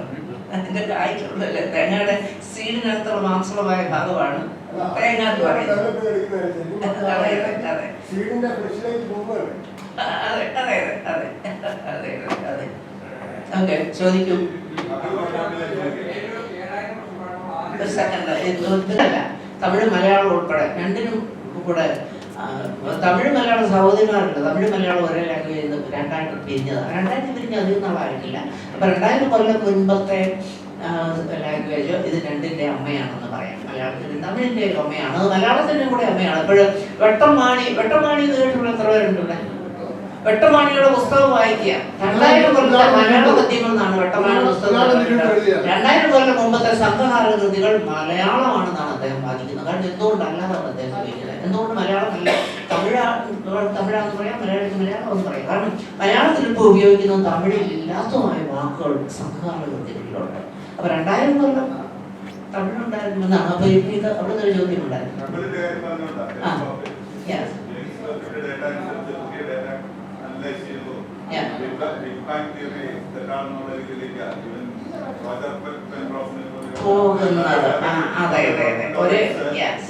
അതിനെ കുറിച്ചുള്ള പഠനങ്ങൾ കൂടുതൽ നടക്കുന്നതുള്ളതേ ഉള്ളൂ. അത് രണ്ടും ഒരു രീതിയിൽ അത് പോവുകയാണ്. പക്ഷേ യൂണിവേഴ്സലായിട്ട് അതായത് പക്ഷേ അതിന് മുൻപൊന്നും ഇല്ലായിരുന്നു, ബിഗ് ബാങ്ങിന്റെ ഒന്നും ഇല്ലായിരുന്നു എന്നുള്ളൊരു തെളിവുണ്ട്. എന്നിട്ട് പെട്ടെന്ന് ഒരു സ്ഫോടനം കൊണ്ടാണോ ഉണ്ടായത് അല്ലയോ എന്നുള്ളതാണ് ഇപ്പോഴത്തെ തർക്കം. പക്ഷെ അതിന് മുൻപ് ഈ പ്രപഞ്ചം ഇല്ലായിരുന്നു എന്നുള്ളത് സങ്കല്പം അത് ശരിയാണെന്നാണ് വാദം. അതിനു മുമ്പ് ഉണ്ടായിരുന്നു എന്നുള്ള ഇതാണ്. അത് വാസ്തവത്തിൽ ഒരു ധാർമ്മികമായോ അല്ലെ ഫിലോസഫി ക്വസ്റ്റ്യൻ ആയിട്ടുള്ളൂ. കാരണം ഒന്നുമില്ലാത്ത ഒരു പ്രപഞ്ചമില്ല. അവിടെ എന്തെങ്കിലും ഉണ്ടായിട്ട് വേണ്ട സ്ഫോടനം നടക്കാൻ. അതിനുമ്പ് സ്ഫോടനം നടക്കണമെങ്കിൽ അവിടെ ഒരു പ്രപഞ്ചം ഉണ്ട് എന്നുള്ളതല്ലേ? അതെ അതെ മാറ്റം വന്നിട്ടുണ്ടോ? അതെ അതെ അതെ അതെ ഒത്തിരി ഒത്തിരി ഉണ്ട്, ഒത്തിരി ഉണ്ട് ഉണ്ട് ഉണ്ട്. അത് മുഴുവൻ ഈ കണക്ക് കാൽക്കുലേഷൻസ് ആണ്. കാൽക്കുലേഷൻസ് ചെയ്ത് വരണം. അതെ അല്ല ഡേറ്റ കിട്ടുന്ന കാൽക്കുലേഷൻ വഴി കിട്ടുന്നതാണ്. അതെ അതെ അതെ അതെ അതെ ചിന്തിക്കേണ്ട കാര്യമാണ്. നമ്മുടെ ഈ വിശ്വാസങ്ങള് നമ്മൾ പല സാഹചര്യത്തിൽ വളർന്നു പെടാതെ ഒന്ന് വളർത്തുകയാണ് അവരുടെ വിശ്വാസം. അതായത് വിശ്വാസം നമ്മൾ ഈ പറഞ്ഞ് ചെറുപ്പം മുതലുള്ളതല്ല, ഏതെങ്കിലും സാഹചര്യത്തിൽ തലച്ചോറ് അല്ലാതെ ആ കുട്ടിക്ക് ആ ഒരു വിശ്വാസമായിട്ട് വിശ്വാസം നമ്മൾ ശ്രദ്ധിക്കുകയാണ്. നമ്മൾ ജനിച്ചു വീഴുമ്പോൾ തന്നെ നമ്മുടെ കുടുംബത്തിലെ വിശ്വാസം നമ്മൾ കെട്ടിയേൽപ്പിക്കപ്പെടുകയാണ്. ഏത് കുടുംബത്തിൽ ഏത് വിശ്വാസമുള്ള കുടുംബത്തിൽ നമ്മൾ ജനിക്കുന്നു എന്നുള്ളത് നമ്മൾ തൊട്ടിൽ കിടക്കുമ്പോൾ തന്നെ നമ്മളത് സംശീകരിക്കുകയാണ്. അതെ അതെ കാരണം ഇപ്പോഴും നമ്മൾ ഹിന്ദുമതത്തിൽ വിശ്വസിക്കുന്നു എന്ന് പറയാം. ഞാൻ നേരത്തെ പറഞ്ഞ പോലെ എസ്കിമോസ് അവർ ഹിന്ദുമതത്തെ കുറിച്ച് കേട്ടിട്ടില്ല. അപ്പൊ എസ്കിമോസിനെ പറ്റി ഹിന്ദുമതം ഉണ്ടോ? ഇല്ല. ഹിന്ദുമതത്തെ കുറിച്ച് കേട്ടിട്ടില്ല. എസ്കിമോസിന് അങ്ങനെ മതം ഒരു കൃത്യമായിട്ടില്ല. അതിജീവനം എന്നുള്ളത് മാത്രമാണ് അവരുടെ ഉദ്ദേശം, അവരുടെ ഉദ്ദേശ ലക്ഷ്യവും. അപ്പോൾ വിശ്വാസങ്ങൾ നമ്മൾ ഒരു സമൂഹം നമ്മളിൽ കെട്ടിയേൽപ്പിക്കുന്നതാണ്. ഏത് സമൂഹത്തിൽ നമ്മൾ ജനിക്കുന്നു, ഏത് കുടുംബത്തിൽ നമ്മൾ ജനിക്കുന്നു എന്നുള്ളതനുസരിച്ച് ആണ് നമ്മൾ വിശ്വാസം എന്നുള്ളത്. കാരണം നമ്മൾ ഇന്റർകാസ്റ്റ് മാര്യേജ് ഉണ്ടാകുന്ന കുട്ടികളെ കുറിച്ച് നമ്മൾ കേട്ടിട്ടില്ലേ? ഞങ്ങൾ പള്ളിയിൽ പോകുന്നില്ല, ഞങ്ങൾ അമ്പലത്തിൽ പോകുന്നില്ല എന്ന് പറയുന്ന കുട്ടികളെ എനിക്കറിയാം. അപ്പൊ എന്താണ്? അപ്പൊ നമ്മുടെ കൺവീനിയൻസ് ആണത്. വിശ്വാസം എന്നുള്ളത് നമ്മുടെ കൺവീനിയൻസ് ആണ്. നമ്മൾ എന്താണ് നമ്മൾ കുട്ടികൾ വിശ്വസിക്കുന്നത് എന്ന് നമ്മൾ തീരുമാനിക്കുകയാണ്. നമ്മൾ അതൊക്കെ പറഞ്ഞു കൊടുക്കുകയാണ്. അപ്പോൾ ഇതൊന്നും ഇല്ലാതെ അതാണ് ഞാൻ പറഞ്ഞ എസ്കിമോയുടെ കാര്യം പറയുക. ഈവൻ മറ്റു ദൈവങ്ങളെ വിശ്വസിക്കുന്നത്. ഇപ്പൊ നമ്മൾ ആഫ്രിക്കൻ വനാന്തരങ്ങൾ ചെല്ലുക, നമ്മൾ അവിടെ കുറെ അവിടുത്തെ ആദിവാസികളെ കാണുക. അവരുടെ വിശ്വാസങ്ങളുടെ സമ്മതികളോടും വളരെ വ്യത്യാസം ഉണ്ടായിരിക്കും. ഈ പറഞ്ഞ ലോകത്തെ ഒരു മതങ്ങളെ കുറിച്ച് അവർ കേട്ടിട്ടുണ്ടായിരിക്കുകയാണ്. അതാണ് അത് വാസ്തവത്തിൽ സാഹിബിനെ അത്ഭുതപ്പെടുത്തിയിട്ടുണ്ട്. ഈ രാജ്യങ്ങളെല്ലാം ആദ്യകാലത്ത് വെട്ടിപ്പിടിക്കാൻ പോയ സാഹിബ് ഇങ്ങനത്തെ ആൾക്കാരെ കൊണ്ട് അന്തം വിട്ടു പോയിട്ടുണ്ട്. അപ്പോഴാണ് സാഹിബ് മനസ്സിലാക്കിയത് സാഹിബിന്റെ വിശ്വാസമല്ല ലോകത്തെല്ലായിടത്തും പല പല വിശ്വാസങ്ങളുള്ള ഒരു പ്രപഞ്ചമാണ് ഈ ഭൂമി എന്നുള്ളത്. അപ്പം അത് വളരെ ആപേക്ഷികമാണ് വിശ്വാസം എന്നുള്ളത്. അത് നമ്മുടെ കുടുംബത്തിൽ നമുക്ക് പറഞ്ഞു കിട്ടുന്നതാണ് വിശ്വാസം. അതാണ് അങ്ങനെ വരുമ്പോഴുള്ള കൺഫ്യൂഷൻ കൊണ്ടാണ് നമ്മുടെ ഇദ്ദേഹം രാജകുമാരൻ ഇറങ്ങിപ്പോയി ബുദ്ധനായി മാറിയത്. സിദ്ധാർത്ഥൻ എന്നുള്ള ഓമനപ്പെട്ടത് ഇറങ്ങിപ്പോയി. വിശ്വാസങ്ങൾ ഇത് കെട്ടിയേൽപ്പിച്ചതാണല്ലോ. എന്താണ് എന്റെ വിശ്വാസം? അത് ആലോചിക്കാൻ വേണ്ടിയാണ് അദ്ദേഹം ഒരു മരത്തിന് താഴെ പോയിരുന്നത്, അത്ഭുതപ്പെട്ടത്. അപ്പൊ വിശ്വാസങ്ങൾ എപ്പോഴും വേണമെങ്കിൽ മാറ്റിയെടുക്കാം എന്നുള്ളതാണ്. അങ്ങനെയാണ് ബുദ്ധ മതം തന്നെ ഉളവായത്. വേറെ മതം തന്നെ ഉളവായി. മതത്തിനെതിരായിട്ട് വിശ്വാസങ്ങൾക്കെതിരായിട്ട് ഇറങ്ങിപ്പോയ പയ്യനാണ്.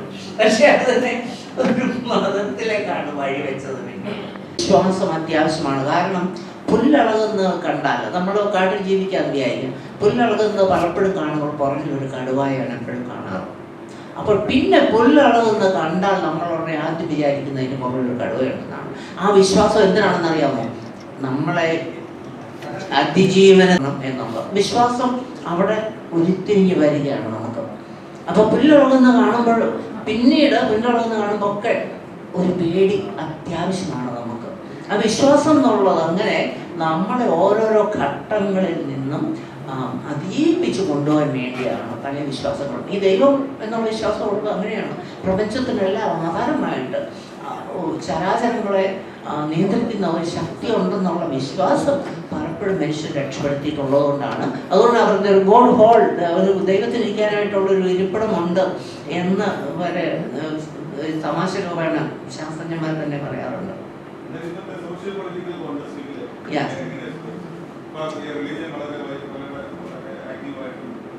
അതെ, ഉണ്ട് ഉണ്ട്.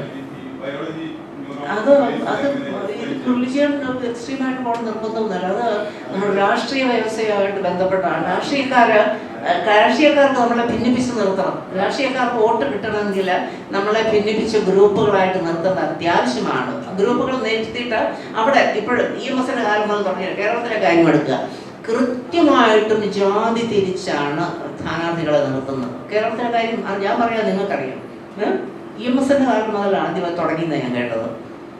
അപ്പൊ ഈ വിശ്വാസവും ഈ ജാതി മതങ്ങളും അത് രാഷ്ട്രീയക്കാരുടെ അത്യാവശ്യമാണ്. കാരണം അവർക്ക് ഇലക്ഷൻ ജയിക്കാൻ വേണ്ടിയാണുള്ളൊരു കാര്യം. സോഷ്യോ പൊളിറ്റിക്കൽ കാര്യത്തിൽ അല്ലെങ്കിൽ കാര്യമുണ്ട്. കാരണം സ്കാൻഡിനേവിയൻ രാജ്യങ്ങളിൽ സ്വിറ്റ്സർലൻഡ് പോലെ ഫിൻലൻഡ് പോലെ അവിടെ ഒന്നും ഇല്ലല്ലോ ഇങ്ങനത്തെ സംഗതി ഇല്ല. മത അധിഷ്ഠിതമല്ല അവിടുത്തെ രാഷ്ട്രീയം. ഇൻഡിപെൻഡൻ്റ് ആയിട്ട് പൗര അധിഷ്ഠിതമാണ്, പൗരൻ ബേസിലാണ്. അതാണ് അവിടെയൊന്നും വലിയ ആഭ്യന്തര കലഹങ്ങളും ഒന്നും ഉണ്ടാകുന്നത്. ഫിൻലൻഡ് പോലത്തെ സ്കാൻഡിനേവിയൻ രാജ്യങ്ങളിലൊക്കെ അവർ കോവിഡിനെ നേരിട്ടതൊക്കെ ഒന്നാന്തരമായിട്ട് നേരിടാൻ പറ്റി. വ്യത്യാസമുണ്ട്. ഈ വിശ്വാസങ്ങൾ, ഈ മതങ്ങൾ, രാഷ്ട്രീയ മതം രണ്ടാണ് സ്കാൻഡിനേവിയൻ രാജ്യങ്ങളിലൊക്കെ, പല രാജ്യങ്ങളിലും. അതുകൊണ്ടാണ് രാജ്യങ്ങൾ നന്നായിട്ട് നടക്കുന്നത്. ഫിൻലൻഡും ആ ഏരിയ മുഴുവനും, സ്വിറ്റ്സർലൻഡിനുള്ള ഏരിയ മുഴുവനും. ഇത് പുറത്ത് കിടന്നവരുണ്ടെന്ന് ഞാൻ പറയുന്നത് വരികയാണ്. അതെ അതെ. ജനസംഖ്യ ഒരു പ്രശ്നമല്ല. കാരണം ഇന്ത്യക്കാർ ഒത്തിരി വലിപ്പമുള്ള രാജ്യമാണ്. പക്ഷേ ഇന്ത്യയിലെ ജനസംഖ്യ പെരുപ്പം, അനിയന്ത്രിതമായ ജനസംഖ്യ പെരുപ്പം വളരെ പ്രശ്നമായിട്ട് വന്നിരിക്കുന്നു. ഇപ്പം ഇന്ത്യക്കാർ വലിപ്പമുള്ള കാനഡ, US, മറ്റേ ഓസ്ട്രേലിയ അതുപോലെയുള്ള രാജ്യങ്ങളിലെല്ലാം ഇന്ത്യയുടെ 3 ജനങ്ങൾ പോലും ഇല്ല. ഇന്ത്യക്കാർ വലിപ്പമുള്ള രാജ്യങ്ങളാണ്. പക്ഷേ ഇന്ത്യയിൽ ഇതുപോലെ ഈ ചൈനയെ മറ്റ് ഏത് രാജ്യങ്ങളിലേക്കായാലും അനിയന്ത്രിതമായ ജനങ്ങൾ പെരുകാൻ എന്തെങ്കിലും കാരണം ജനറ്റിക്കലായിട്ടുണ്ടോ? ഇന്ത്യയിലെ ഇതുപോലെ ജനങ്ങൾ അനിയന്ത്രിതമായിട്ട് മറ്റ് രാജ്യങ്ങളെ അപേക്ഷിച്ച് പെരുകാന് പ്രത്യേകിച്ച് ജനറ്റിക്കലായിട്ട് എന്തെങ്കിലും കാരണങ്ങളുണ്ടോ? ചൈനയിൽ പോയി ഇന്ത്യക്കാർ ജനങ്ങൾ ഉണ്ടായിരുന്നപ്പോൾ ചൈന ആയിരുന്നു ഏറ്റവും മുന്നിട്ട് നിന്നിരുന്നത്. അതിപ്പോൾ ഇന്ത്യയായിട്ട് മാറി. ലോകത്തെ ഏറ്റവും ജനസംഖ്യയുള്ള രാജ്യം ഇന്ത്യയായിട്ട് മാറി. അത് ഒരു രാജ്യത്തെ ഭരണകൂടം തീരുമാനിക്കുന്നതാണ്. പലപ്പോഴും ഭരണകൂടമാണ് തീരുമാനിക്കുന്നത്. ഈ ചൈനയിൽ കർശനമായിട്ടുള്ള നിയമം ഉണ്ടായിരുന്ന ഒരു കാലത്ത്, എത്ര കുഞ്ഞുങ്ങൾ ഇപ്പോഴും ഉണ്ടെന്നാണ്, വളരെ കൃത്യമായ നിയന്ത്രണങ്ങളുണ്ടായിരുന്നു. എന്ന് വെച്ചാൽ അബോർഷൻ അത്രമാത്രം കൂടുതലായി. കാരണം ഭരണകൂടം നിയന്ത്രിച്ചിരുന്ന കാലത്ത് 2ാമതോ 3ാമതോ ഒരു കുഞ്ഞുണ്ടായാൽ അന്നേരം അബോർഷൻ നടത്തുന്ന സ്ട്രിക്റ്റ് റൂളുണ്ടായിരുന്നു. മാരകമാണ്. ചൈനീസ് അവർ വളരെ കർശനമായിട്ട് നിയമങ്ങൾ നടപ്പാക്കുന്നവരാണ്. നമുക്കങ്ങനെ നമ്മുടെ ഈ ഇവിടുത്തെ ഭരണകൂടത്തിൻ്റെ സിദ്ധാന്തങ്ങളും നമ്മുടെ പൊതുബോധത്തിൻ്റെ ആ നടപടിക്രമങ്ങൾ പോകുന്നത് വളരെ ലൂസായിട്ടാണ്. നമ്മുടെ സൊസൈറ്റി അങ്ങനെയാണ്. അതാണ് നമ്മൾ ഇതിനെ നിയന്ത്രിക്കുന്നത്. അതുള്ളൂ, അത് മനുഷ്യൻ നിയന്ത്രിക്കുന്ന ഒരു കാര്യമാണ്. കൃത്യമായിട്ട് നമ്മൾ തീരുമാനമാണ് അത് കുഞ്ഞുങ്ങൾ വേണ്ടയോ എന്നുള്ളത്. ഇന്ത്യ വാസ്തവത്തിൽ അത് തീരുമാനിക്കുകയാണ്. പക്ഷേ ചില ഭാഗങ്ങളിൽ, ഇപ്പോൾ ബോംബെയിലെ ചേരികളിൽ പേരൻസിനോട് ചോദിച്ചാൽ കൂടുതൽ കുഞ്ഞുങ്ങളുണ്ടെങ്കിൽ അവർ കൂടുതൽ വരുമാനമാണ്. കാരണം ചൈൽഡ് ലേബർ ഏറ്റവും കൂടുതലുള്ള ബോംബെയിലെ ചേരികളിലാണ്. അവർ പറയുന്ന പയ്യൻ 5 വയസ്സാകുമ്പോൾ പോലും എന്തെങ്കിലും ജോലി ചെയ്ത് പൈസ വീട്ടിക്കൊണ്ടുവരും. അപ്പോൾ എത്ര കുഞ്ഞുങ്ങൾ കൂടുതലുണ്ടോ അത്രയും വരുമാനമാണ് ബോംബെയിലെ ചേരികളിലെ കുടുംബങ്ങൾ. ഓർത്ത് നോക്ക്. അങ്ങനെ പോപ്പുലേഷൻ കൺട്രോൾ വേണ്ട എന്നുള്ളതാണ്. എന്ന് വെച്ചാൽ സമൂഹം പറയുന്ന പോപ്പുലേഷൻ കൺട്രോൾ വേണ്ട, കൂടുതൽ ആൾക്കാരുണ്ടെങ്കിൽ കൂടുതൽ വരുമാനമാണെന്നുള്ളതാണ്. ദയനീയമാണ്. ആ സിറ്റുവേഷൻ വളരെ ദയനീയമാണ്.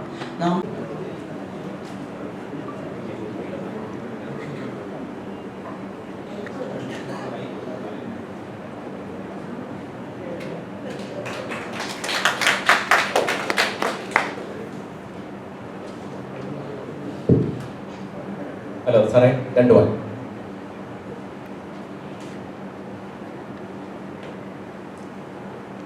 പ്രിയമുള്ള സഫലം കുഞ്ഞുങ്ങളെ, നമ്മുടെ ബഹുമാനായിട്ടുള്ള നമ്മുടെ ഇന്നത്തെ പ്രോഗ്രാമിന്റെ നെടുന്തൂണായിട്ടുള്ള മുഴുവൻ സാറ്, അതോടൊപ്പം തന്നെ പ്രിയങ്കരും ബഹുമാനകരമായിട്ടുള്ള സഫലം കുഞ്ഞുങ്ങളെ, വളരെ സന്തോഷത്തോടുകൂടിയാണ് നിങ്ങളുടെ മുമ്പിൽ നിൽക്കുന്നത്. കാരണം സഫലത്തിൽ വരുമ്പോൾ മനസ്സിന് ഒരു കുളിർമയും സന്തോഷവും നൽകുന്ന അവസ്ഥാവിശേഷമാണ് ഉള്ളത്.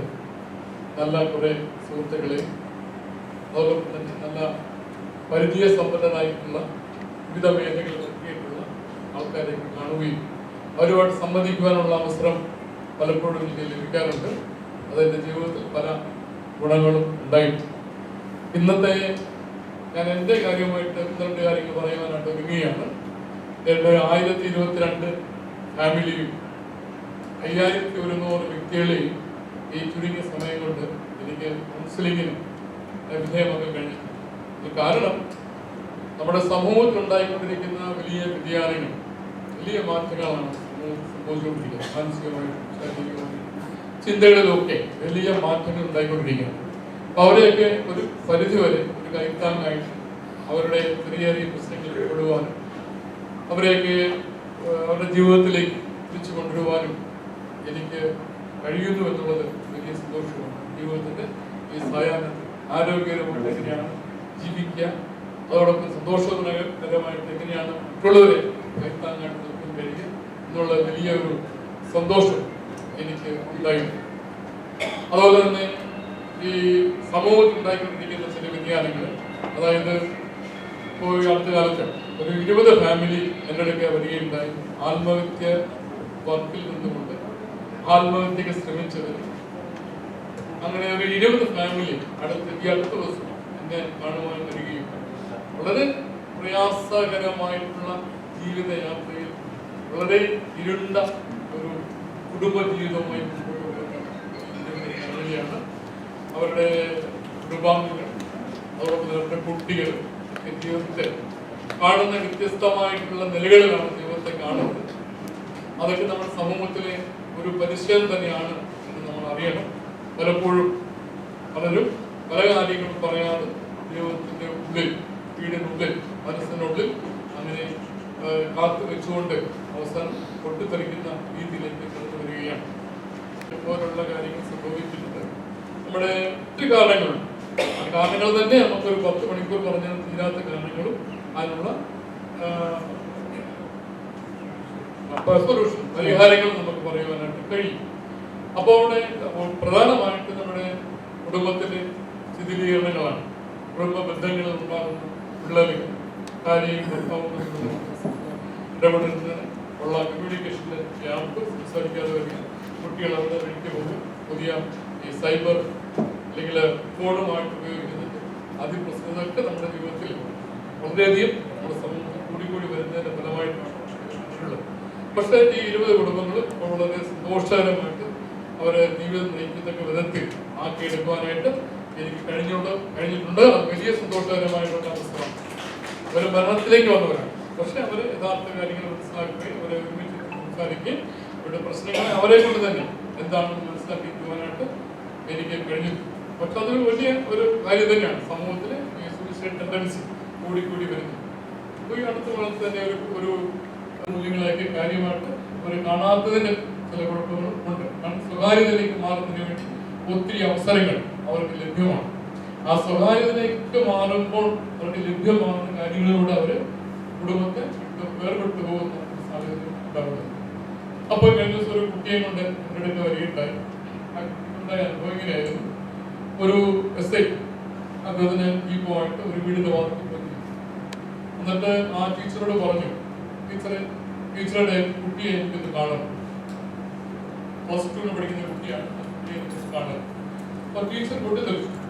ഞങ്ങൾ മാന്യമായിട്ട് താമസിക്കുന്ന ജീവിക്കുന്ന ആൾക്കാരാണ്. ഇന്റർവ്യൂടെ സ്കൂളിലെ പ്രിൻസിപ്പളാണ്, ഹെഡ്മിസ്ട്രസ്സാണ്, എൻ്റെ ഭർത്താവ് ഹെഡ്മാസ്റ്ററാണ്. എൻ്റെ കുട്ടികളായിട്ട് എന്താണ് ഇപ്പോൾ കാണേണ്ട ആവശ്യം? രാത്രിയിൽ ബഹളം, മണി 11-12 മണിയായി രാത്രി. അപ്പോൾ ആ ടീച്ചറെ വിളിച്ച് പറഞ്ഞു, ടീച്ചറെ എങ്ങനെയെങ്കിലും ടീച്ചറുടെ മോളെ നമ്മളെ ദൂരെ എത്തി കണ്ടാൽ മതി, ദൂരെ ഒന്ന് കാണിച്ചാൽ മതി. കുട്ടിയെ കാണാതെ ഞങ്ങൾക്ക് പോകാൻ പറ്റാത്ത സാഹചര്യമുണ്ട്. അവർ ടീച്ചർ വളരെയധികം സ്നേഹത്തോട് വളരെയധികം ബഹുമാനത്തോട് താഴ്മയോടെ ആ SI അല്ലെങ്കിൽ ആ പോലീസുകാരൻ നമ്മുടെ ടീച്ചറോട് അപേക്ഷിച്ചു. ടീച്ചർ സമ്മതിക്കുന്നില്ല. ടീച്ചർ ഇടയ്ക്ക് ഇങ്ങനെ അകത്ത് കട്ടലിലേക്ക് നോക്കുമ്പോൾ അവിടെ കിടപ്പുണ്ട് കുട്ടി. പക്ഷെ എന്നാലും ആ കുട്ടിയെ ഒന്ന് കാണണം എന്ന് വാശി പിടിച്ചുകൊണ്ട് ഉടനെ ടീച്ചർ പറഞ്ഞാൽ SPയെ വിളിക്കും, കമ്മീഷനെ വിളിക്കും എന്നൊക്കെ പറഞ്ഞാൽ ഭയങ്കര വെള്ളമാണ് ടീച്ചർ. പൊട്ടിത്തെറിച്ച് ഭയങ്കരമായിട്ട് വയലന്റ്. എന്നിട്ടും അവർ വളരെ സ്നേഹത്തോടെ വളരെ ബഹുമാനത്തോടെ ആ ടീച്ചറോട് പറഞ്ഞു, കുട്ടിയെ കാണാതെ ഞാൻ പറ്റാത്ത സാഹചര്യം ഉണ്ട്, നമ്മുടെ കുട്ടിയെ കാണിക്കും. അപ്പോ ടീച്ചർ വളരെ പിന്നെ പോകുന്നില്ല എന്ന് കണ്ടപ്പോ ടീച്ചർ അകത്തേക്ക് തന്റെ കുട്ടി കിടക്കുന്ന മുറിയിലേക്ക് ചെന്നു. ഇല്ല, ആ കുട്ടി അവിടെ ഇല്ല. ഉടനെ പോലീസുകാര് ആ മുറിയുടെ വെളിയിൽ കൂടെ നടന്ന് വരാന്തയുടെ സൈഡിൽ ചെന്നപ്പോ ഒരു ഏണി വെച്ചിട്ട് ആ കുട്ടി ഏണി വെച്ച് മതിൽ കടന്ന് കുട്ടി അങ്ങോട്ട് കടന്നു പോയതായിട്ടുള്ള സംരംഭം അവിടെ കാണാനിടയായി. പക്ഷേ ഈ പറയുന്ന കുട്ടി ഈ പോലീസുകാരുടെ ജീപ്പിട്ടുണ്ട്. ഇതാണ് സംഭവം. ഈ കുട്ടി ഡ്രഗ്സ് ഉപയോഗിക്കുന്നതിന് വേണ്ടി ആ മതിൽ കടന്ന് ഒരു സ്കൂളിന്റെ പുറകില് ഒരു ചെറുപ്പക്കാരനായ പയ്യനുമായിട്ട് അവിടെ ഡ്രഗ്സ് ഉപയോഗിക്കുന്ന ഒരു സാഹചര്യം അടയുണ്ടായി. പോലീസിനെ കടന്നു പോയപ്പോൾ ഒരു വില്ലാമിന് ഫോണിന് ചെറിയ വെട്ടം കാണാനിടയായി. അങ്ങനെ പോലീസുകാർക്ക് നോക്കിയപ്പോഴാണ് ഈ കുട്ടിയെ ഈ പയ്യനെ കാണാനിടയായത്. അപ്പോൾ നമുക്ക് എന്ത് മനസ്സിലായി? നമ്മളെല്ലാവരും കൊച്ചുമക്കളായാലും മക്കളായാലും ഒരു പൂർണ്ണമായിട്ട് വിശ്വസിക്കേണ്ടതില്ല. നമ്മുടെ മക്കളെ നമ്മൾ വിശ്വസിക്കണം നാം പഠിപ്പിക്കുന്നു. പക്ഷെ ഈ ആധുനിക തലമുറയിൽ നമ്മൾ അവരെയൊക്കെ വിശ്വാസത്തിലെടുക്കുകയും ചിലപ്പോഴൊക്കെ അവിശ്വസിക്കുകയും ചെയ്യണം. പൂർണ്ണമായിട്ട് വിശ്വസിക്കേണ്ടതില്ല. അവർ മാറിക്കൊണ്ടിരിക്കുന്ന സമൂഹത്തിന്റെ ഭാഗമായിട്ട് അവരാകുന്നത് കൊണ്ട് പൂർണ്ണമായിട്ട് അവരെ വിശ്വസിക്കേണ്ടതില്ല. അങ്ങനെയുള്ള ഒത്തിരി ഈ പറഞ്ഞ പോലെ ഈ 5000 പേർ പോലെ വന്നിട്ടുണ്ട്. ഈ പറഞ്ഞത് അറിയോ അധ്യാപകരുടെ മക്കളാണെന്നുള്ള ദുഃഖം എനിക്ക് ഉണ്ട്. നമ്മൾ പറയുന്നത് സമൂഹത്തിലെ ഏറ്റവും പേരുടെ തലത്തിൽ നിൽക്കുന്നവരാണ് അധ്യാപകർ. സമൂഹത്തെ രൂപവൽക്കരിച്ച് മാറ്റുന്നവരാണ് അധ്യാപകർ. അധ്യാപകർ ഇപ്പോൾ അങ്ങനെയായിരുന്നു. ഇപ്പോഴത്തെ കൊച്ചു തലമുറകളിൽ ഈ അവസ്ഥ ഈ അടുത്ത ദിവസം നമ്മുടെ അധ്യാപകരൊക്കെ കുറേ അധ്യാപകർ സ്കൂളിലെ അധ്യാപകർ ഒരു എന്താണ് ഒരു മദ്യശാലയിൽ കുട്ടികൾ നോക്കാനെങ്കിലും സാഹചര്യം കാണേണ്ടിയായിരുന്നു. നമ്മുടെ അധ്യാപകരുടെ നമ്മുടെ എല്ലാ രംഗത്തും ഉണ്ടായിക്കൊണ്ടിരിക്കുകയാണ്. എല്ലാവരും അങ്ങനെയാണെന്നല്ല, ഇങ്ങനെയൊക്കെ ഉണ്ടായിരുന്നു. എല്ലാവരും അങ്ങനെയാണെന്നല്ല, ഇങ്ങനെയൊക്കെ ഉള്ള സമൂഹത്തിലാണ് നമ്മൾ ജീവിക്കുന്നത്. അതുകൊണ്ട് തീർച്ചയായും നമ്മളെല്ലാം കരുതലോടെ നമ്മുടെ കുട്ടികളെയും കൊച്ചുമക്കളെ കരുതലോടെ ഇരിക്കും. അത് അവർക്ക് വേണ്ട നല്ല ഉപദേശങ്ങൾ പിള്ളേർക്ക് വേണ്ട. ഇത് പിള്ളേർക്ക് ഉപദേശമല്ല വേണ്ടത്, നമ്മളൊരു മോഡലായി കാണിക്കാറ് വേണം. നമ്മളൊരു മോഡലായിട്ട് ഉപദേശം അവർക്ക് ആവശ്യമില്ല. അവർ ഉപദേശം കൊടുത്ത് അവർക്ക് ദേഷ്യം പിണക്കം എപ്പോഴും നിർദ്ദേശിക്കുകയാണ് അച്ഛനമ്മയും. അതല്ല വേണ്ടത്. നമ്മളെല്ലാവരും കുട്ടികളുടെ മുമ്പിൽ ഒരു മോഡലായിട്ട് മാറണം. അതിനുവേണ്ടി നമ്മളെല്ലാവരും ശ്രമിക്കണം. കുട്ടികളെ ചേർത്ത് നമ്മൾ കഴിയണം. ഒരു ചെറിയ ചെറിയ പ്രശ്നങ്ങൾ കേൾക്കുവാനുള്ള മനസ്സ് നമുക്കുണ്ടാകണം. നമ്മുടെ അധ്യാപകരും മുത്തച്ഛനൊക്കെ ആണെങ്കിൽ തീർച്ചയായിട്ടും അവരുടെ ഓരോ ചലനങ്ങളും കേൾക്കുവാൻ നമ്മൾ പ്രാപ്തരാണ്. അതിനോട് ചേർന്ന് കുട്ടികൾക്ക് പ്രശ്നങ്ങളുണ്ട്. മാനസികമായിട്ട് കുട്ടികൾക്ക് പ്രശ്നങ്ങളിലൂടെയാണ് അവർ യാത്ര ചെയ്യുന്നത്. അതുകൊണ്ട് അവരെ കഴിയണം. സമയം കുറവാണ്. സാറുടെ നിലവിലുള്ള നമ്മുടെ ബഹുമാനപ്പെട്ട സാറിന് ക്ലാസ് വളരെയധികം ഭംഗിയായിട്ട് അതോടൊപ്പം തന്നെ നമ്മുടെ ചോദ്യങ്ങൾ ചോദിച്ചതെല്ലാം നല്ല ഉത്തരങ്ങൾ നൽകുകയും കുറേ കാര്യങ്ങൾ പുതിയതായിട്ട് ലഭ്യമാകാനായിട്ട് ഈ ക്ലാസ്സിലൂടെ എനിക്ക് കഴിഞ്ഞിട്ടുണ്ട്. ഈ കാര്യങ്ങളൊക്കെ കുറിച്ചു വെച്ചിട്ടുണ്ട്. എനിക്ക് തോന്നി എവിടെയെങ്കിലും ചെന്നാൽ ഇതുപോലുള്ള കാര്യങ്ങൾ അവതരിപ്പിക്കാനായിട്ട് സാധിക്കും. അതിനുവേണ്ടിയുള്ള പ്രിപ്പറേഷനോടെ കിട്ടും. നല്ലൊരു ട്രെയിനിങ് തന്നെയായിരുന്നു ഇന്നത്തെ ക്ലാസ്. ആ ട്രെയിനിങ് ഇവിടെയുള്ളവർക്ക് എല്ലാവർക്കും ഉപകാരപ്രദമാണ് ഞാൻ വിശ്വസിക്കുകയാണ്. പങ്കെടുക്കാൻ കഴിഞ്ഞത് സന്തോഷം. ഇതിലേക്ക് സാറിനെ വിളിച്ച് പറഞ്ഞു എത്താൻ പറ്റുമെന്ന് ചോദിച്ചു എത്തിയാണ്. ഇവിടെ എല്ലാം മുമ്പിൽ നമസ്കാരം പറഞ്ഞിട്ട് ഞാൻ പ്രിയപ്പെട്ടവരെ, ഏതാണ്ട് 2 മണിക്കൂർ നമുക്ക് കിട്ടി. ഈ കഴിഞ്ഞു പോയ നിമിഷങ്ങൾ ഇതൻ കതിരവനെ നമ്മൾ ശുശ്രൂഷിച്ചുകൊണ്ടിരിക്കുകയായിരുന്നു. അദ്ദേഹത്തിൻ്റെ ആനന്ദം അദ്ദേഹത്തിൻ്റെ അസുഖത്തിന് കുറവ് വരുത്തുകയും ചെയ്യും. അപ്പോൾ മറ്റ് ഡോക്ടറോട് പറയേണ്ട കാര്യമില്ല. അദ്ദേഹത്തിന് ഇഷ്ടപ്പെട്ട കുറേ നിമിഷങ്ങൾ കടത്തിവിടാൻ നമ്മൾ സഹായിച്ചു എന്ന് അദ്ദേഹത്തിന് ഉത്തമ ബോധ്യമുണ്ട്. ഈ കൂടുതലൊന്നും പറയാനില്ല. ഒരുപാട് കാര്യങ്ങൾ ഇങ്ങനെ കേട്ടോണ്ടിരിക്കുക. ഇവിടെ കൂടിയിരിക്കുന്ന എല്ലാവരും തലനടച്ചവരുൾപ്പെടെ അവരെക്കാൾ പ്രായം കൂടിയവരാണ്. എനിക്ക് ഇനി ഒന്നും കിട്ടാനില്ല, എവിടുന്നെങ്കിലും വല്ലതും കിട്ടുമോ എന്ന് അന്വേഷിച്ച് നടക്കുന്നു മാത്രമേ ഉള്ളൂ. അങ്ങനെ എന്തെങ്കിലും കിട്ടും എന്ന് വിചാരിച്ച് ഇന്ന് വരാൻ ഉദ്ദേശിക്കുന്നില്ല എങ്കിൽ പോലും ഇദ്ദേഹത്തിൻ്റെയൊക്കെ പ്രത്യേക ക്ഷണം. പിന്നെ എതിരൻ കതിരവൻ എന്നാണ് പറയുന്നത്, എതിരൻ കബിരൻ എന്നാണ് പണ്ട് പല റെക്കോർഡുകളും ഉള്ളത്. അതിൽ നിന്നൊരു അക്ഷരം കൂട്ടി വെച്ച് നമ്മളോട് സംസാരിക്കാൻ വന്ന അദ്ദേഹത്തിന് എല്ലാ മംഗളങ്ങളും പറയുന്നു. എല്ലാ അസുഖങ്ങളൊന്നും ഇല്ലെന്നേ, അത് അദ്ദേഹത്തിൻ്റെ അല്ലെങ്കിൽ ഇവിടെ വന്നിരിക്കുമോ. ഏതായാലും നന്മ വരട്ടെ എന്ന് മാത്രം പ്രവർത്തിച്ചുകൊണ്ട് എല്ലാ അനുഗ്രഹങ്ങളും ഉണ്ടാകട്ടെ. നമ്മുടെ ഇടയ്ക്ക് എപ്പോഴും വരാനുള്ള ഒരാളാണ് എന്ന് കരുതിക്കൊണ്ട് തന്നെ ഞാൻ നിർത്തുന്നു. നമസ്കാരം എല്ലാവരുടെയും.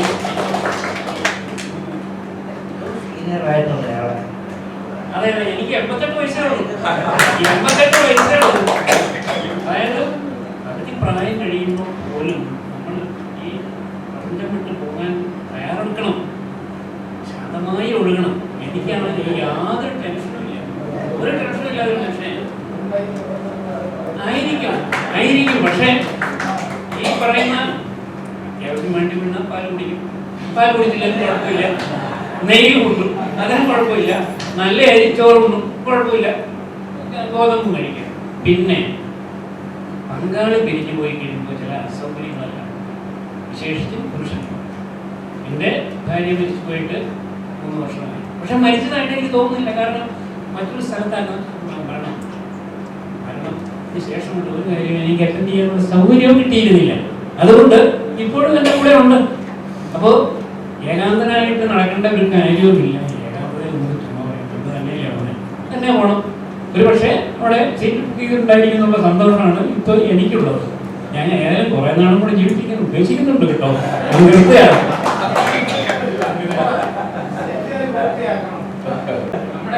ത്രിപുരയിലെ IG ആയിരുന്നു, അതുകൊണ്ട് ഇച്ചിരി മാറി നിന്നോളാം സാർ. രാമപുരക്കാരനാണ്. രാമപുരത്തെ തമ്പിയാന്ത്രത്തിൽ ട്രസ്റ്റിന്റെ പ്രസിഡന്റാണ്. കുറച്ച് ജീവകാരുണ്യ പ്രവർത്തനങ്ങളാണ് ഇപ്പോൾ ട്രസ്റ്റ് ചെയ്യുന്നത്. കുട്ടികൾക്ക് പ്രസിഡന്റായ കുട്ടികൾക്ക് സ്കോളർഷിപ്പ് കൊടുക്കുന്നതിന് വിക്ടറി അവാർഡുകളൊക്കെ നിർത്തി. അതാണ് ഇപ്പൊ ചെയ്തുകൊണ്ടിരിക്കുന്ന പ്രധാന കാര്യം. ഇദ്ദേഹത്തിന്റെ മിസ്റ്റർ കതിരവന്റെ കുടുംബക്കാരുമായിട്ട് എനിക്ക് പണ്ടുപോലെ ബന്ധമുണ്ട്. അദ്ദേഹത്തിന്റെ എൽഡർ ബ്രദേഴ്സ്, കസിൻസ് ഒരുപാട് പേര് എൻ്റെ ഫ്രണ്ട്സാണ്. അദ്ദേഹമായിട്ട് പരിചയപ്പെടാനുള്ള ഭാഗ്യം ഫേസ്ബുക്കിൽ കൂടെ ഉണ്ടായിട്ടുണ്ട് കഴിഞ്ഞ 4-5 വർഷമായിട്ട്. അദ്ദേഹത്തെ ഞാൻ രാമപുരത്തേക്ക് മ്യൂസിയം കാണാൻ ഇപ്പോൾ വേണ്ട, ഇപ്പോൾ കുറച്ച് നടക്കാനും സ്റ്റേഴ്സ് കേടാനും പോയിട്ടുള്ള സമയമാണ്. അപ്പോൾ ആരോ പറഞ്ഞ പോലെ ഏറ്റവും നല്ല ജനറ്റിക് സ്ട്രക്ചർ ആരുടെയാണെന്ന് പണ്ടാരായിട്ട് ചോദിച്ചു. ഇതുപോലെ ഇവിടെ പുതിയ സിസ്റ്റം അനുസരിച്ചുള്ള ആർട്ടിഫിഷ്യൽ ഇന്റലിജൻസ് ഉണ്ടാക്കാൻ വേണ്ടി ആയിരിക്കണം. അപ്പൊ ആരോ പറഞ്ഞു ഒരാളെ മാത്രം കണ്ടുപിടിച്ചാൽ മതി, അയാളുടെ പേരൻസിന്റെ ജനറ്റിക് സ്ട്രക്ചർ കണ്ടുപിടിക്കുക. We have the best personality in the world. ആരാന്നറിയുമോ? French philosopher Jean Paul Sartre. അദ്ദേഹത്തിന്റെ പേരൻസിനെ കണ്ടുപിടിക്കുക. ഇനിയിപ്പോ പറ്റുമെന്ന് തോന്നില്ല അവരുടെ ജനറ്റിക് സ്ട്രക്ചർ എടുക്കാൻ. അതുപോലെ നമ്മളുടെ ഒരു ചെറിയ ഇന്റലിജൻഷ്യയായി സൃഷ്ടിക്കാൻ ശ്രീമാൻ പേരൻസിന്റെ ജനറ്റിക് സ്ട്രക്ചർ കണ്ടുപിടിക്കുക. തമാശ പറയല്ല. അദ്ദേഹം he has touched many things, and what he has not touched, he has not even something else. Something better than that. Quotation ഞാൻ മറന്നുപോയി. He has made everything gold what he has touched. ഒരുപാട് ഫീൽഡുണ്ട്. മൾട്ടിഫേരിയസ് ആയിട്ട് അദ്ദേഹത്തിന്റെ ഫേസ്ബുക്കിൽ ഞാൻ വളരെ follow ചെയ്യുന്നതാണ്. അദ്ദേഹത്തിന് അറിയാത്ത സബ്ജക്റ്റ് ഇല്ല. Malayalam literature, English literature, science, genetics, drama, Ottamthullal, Kathakali, എല്ലാ കാര്യത്തിലും അദ്ദേഹത്തിന്റെ പോസ്റ്റ് വായിച്ചാൽ നമുക്ക് മനസ്സിലാവും. വളരെ സ്റ്റഡീഡ് ആയിട്ടാണ്. പിന്നെ ഓഫായിട്ടുമായിട്ട് അദ്ദേഹത്തിന് എല്ലാം എഴുതാൻ പറയാൻ അറിയാം. അപ്പൊ അദ്ദേഹത്തിന്റെ എല്ലാവിധ ആശംസകളും നേരുന്നു. വീണ്ടും ഞാനിവിടെ പുതിയ ആളല്ല, ഞാൻ ഇവിടെ ഒരുപാട് തവണ വന്നിട്ടുണ്ട്. സമരത്തിന്റെ ആളാണ്. ഖാൻ സാഹിബിന്റെ അടുത്ത സുഹൃത്താണ്. അപ്പോൾ എല്ലാ ആശംസകളും എല്ലാവർക്കും തരുന്നു. വളരെ സന്തോഷം. അദ്ദേഹത്തിന് സുഖമാവട്ടെ. കഴിയുന്നതും വേഗം പൊട്ടിയെല്ലുകൾ വിവരട്ടെ പ്രാർത്ഥിക്കുന്നു. ആശംസകൾ നന്മകൾ നേരുന്നു. ബ്രെയിനകത്ത് വെച്ചിട്ടുണ്ട് കേട്ടോ. ഇഷ്ടംപോലെ സാർ പറഞ്ഞ കാര്യങ്ങൾ നമ്മളുടെ അച്ഛനും അമ്മയും എവിടെയാണെന്ന് നമുക്ക് DNA ടെസ്റ്റ് നടത്തി നോക്കിയാൽ നമുക്ക് വ്യക്തമായിട്ട് അറിയാം. യൂറേഷ്യയാണോ ആഫ്രിക്കയാണോ എന്നൊക്കെ നമുക്ക് അറിയാൻ പറ്റും ടെസ്റ്റ് ചെയ്ത് നോക്കിയാൽ. അതുകൊണ്ട് സാറിന്റെ ഈ വിദ്യ അറിവ് പകർന്നതിന് സാറിന് ഏറെ നന്ദിയും എല്ലാവരും നല്ലൊരു ആശംസയും നൽകുന്നു. Thank you.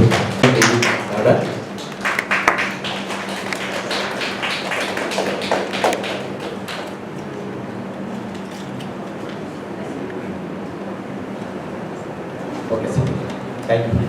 ഇനിയിപ്പോൾ വോട്ട് ഓഫ് താങ്ക്സിലേക്ക്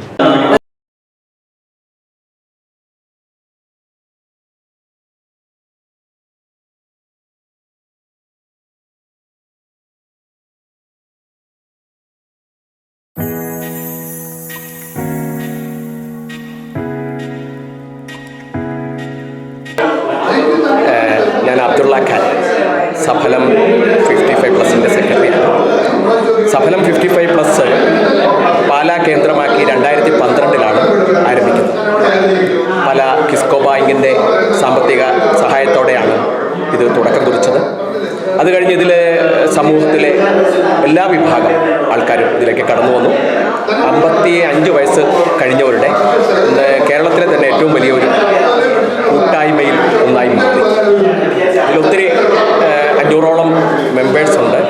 അതേപോലെ തന്നെ ഇതിൻ്റെ ഒത്തിരി ആക്ടിവിറ്റീസ്, സാഹിത്യ ചർച്ചകളും സെമിനാറുകളും വിനോദയാത്രകൾ, മറ്റുള്ള സ്കൂൾ കോളേജ് തലങ്ങളിലുള്ള പ്രോഗ്രാമുകൾ, ഇങ്ങനെ വിവിധങ്ങളായ പ്രോഗ്രാമുകൾ ഇതിൻ്റെ അണ്ടറിൽ നടത്തും.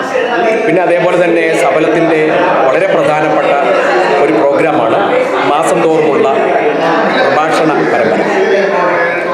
ആ പ്രഭാഷണ പരമ്പരയിൽ പാലായിൽ ധാരാളം പേരെ നമുക്ക് പരിചയപ്പെടുത്താൻ പറ്റും. അമേരിക്കയിലെ Malayali mayor Robin J Elakkattu മുതൽ സാഹിത്യകാരന്മാരായ മുകുന്ദൻ, ലീലാകൃഷ്ണൻ, ആലങ്കോട് ലീലാകൃഷ്ണൻ, അതേപോലെ സക്കറിയ, പിന്നെ പല യൂണിവേഴ്സിറ്റികളിലെയും വൈസ് ചാൻസലർമാർ, അങ്ങനെ സമൂഹത്തിലെ ഉന്നതരായിട്ടുള്ള പല മേഖലകളിലും പ്രശസ്തരായ വ്യക്തിത്വങ്ങളെ ഈ മേഖലയിലേക്ക് പാലായുമായിട്ട് പരിചയപ്പെടുത്താൻ സാധിച്ചു. പ്രഭാഷണങ്ങളിലൂടെ അവരെ ഒക്കെ ഇതുമായി ബന്ധപ്പെടുത്താൻ സാധിച്ചു. ഏതായാലും പ്രായം ചെല്ലുമ്പോൾ ഒറ്റപ്പെടുന്നു എന്ന ആ ഒരു തോന്നലിന് ബദലായ സഫലത്തിൻ്റെ ഇന്ന് വളരെ സജീവമായിട്ടാണ് ഇതിൻ്റെ പ്രവർത്തനങ്ങൾ നടന്നുകൊണ്ടിരിക്കുന്നത്. മാസം തോറുമുള്ള വിനോദയാത്ര, അത് ഇതിൻ്റെ വലിയൊരു ആകർഷണമാണ്. ഈ മാസം 20-ാം തീയതി പോലും നമ്മുടെ നേതൃത്വത്തിലൊരു വിനോദയാത്രയുണ്ട്. അത് ഓൾ ഇന്ത്യ തലത്തിൽ 13 ദിവസം നീണ്ടു നിന്ന ഒരു വലിയൊരു വിനോദയാത്ര ഉണ്ടായിരുന്നു സഫലത്തിൻ്റെ നേതൃത്വത്തിൽ. അങ്ങനെ പല പല ആക്ടിവിറ്റീസുകളും നടന്നുകൊണ്ടിരിക്കുകയാണ്. സഫലത്തിൻ്റെ ട്രഷററാണ് പ്രിയപ്പെട്ട മധുസൂദനൻ മക്കളെ. അദ്ദേഹം 2 വാക്ക്. ഈ സഫലം 50+ ആരംഭകാലത്ത്, അതായത് 55 വയസ്സ് കഴിഞ്ഞ ആളുകൾക്ക്, അതായത് വിവിധ മേഖലകളിൽ, അതായത് ഔദ്യോഗിക തലങ്ങളിലൊക്കെ ആയിട്ട് ഒത്തിരി മേഖലയിൽ വർത്തിച്ച ആളുകൾക്ക് വന്നു കഴിയുമ്പോൾ അനുഭവജ്ഞാനമുള്ള ആളുകളാണ്. അപ്പോൾ അവരുടെ എല്ലാം കഴിവുകളെ, അവരുടെ അറിവുകളെ അത് സമൂഹത്തിലേക്ക് എങ്ങനെ കൊണ്ടുവരാൻ പറ്റും, അതോടൊപ്പം തന്നെ ആ വ്യക്തികൾ നമ്മൾ പ്രായത്തെ എങ്ങനെ അതിജീവിക്കാൻ പറ്റും, ഇങ്ങനെയുള്ള കുറേ കൺസെപ്റ്റിലൂടെയാണ് നമ്മൾ ഈ സഫല 50+ൻ്റെ ഒരു ആശയം ഉണ്ടായത്. തുടക്കകാലം എന്ന് പറയുന്നത് ജോർജ് സി കാപ്പൻ സാർ അധ്യക്ഷനായിട്ടുള്ള ഒരു പ്രസ്ഥാനമായിരുന്നു. 2012 ആരംഭിച്ചു.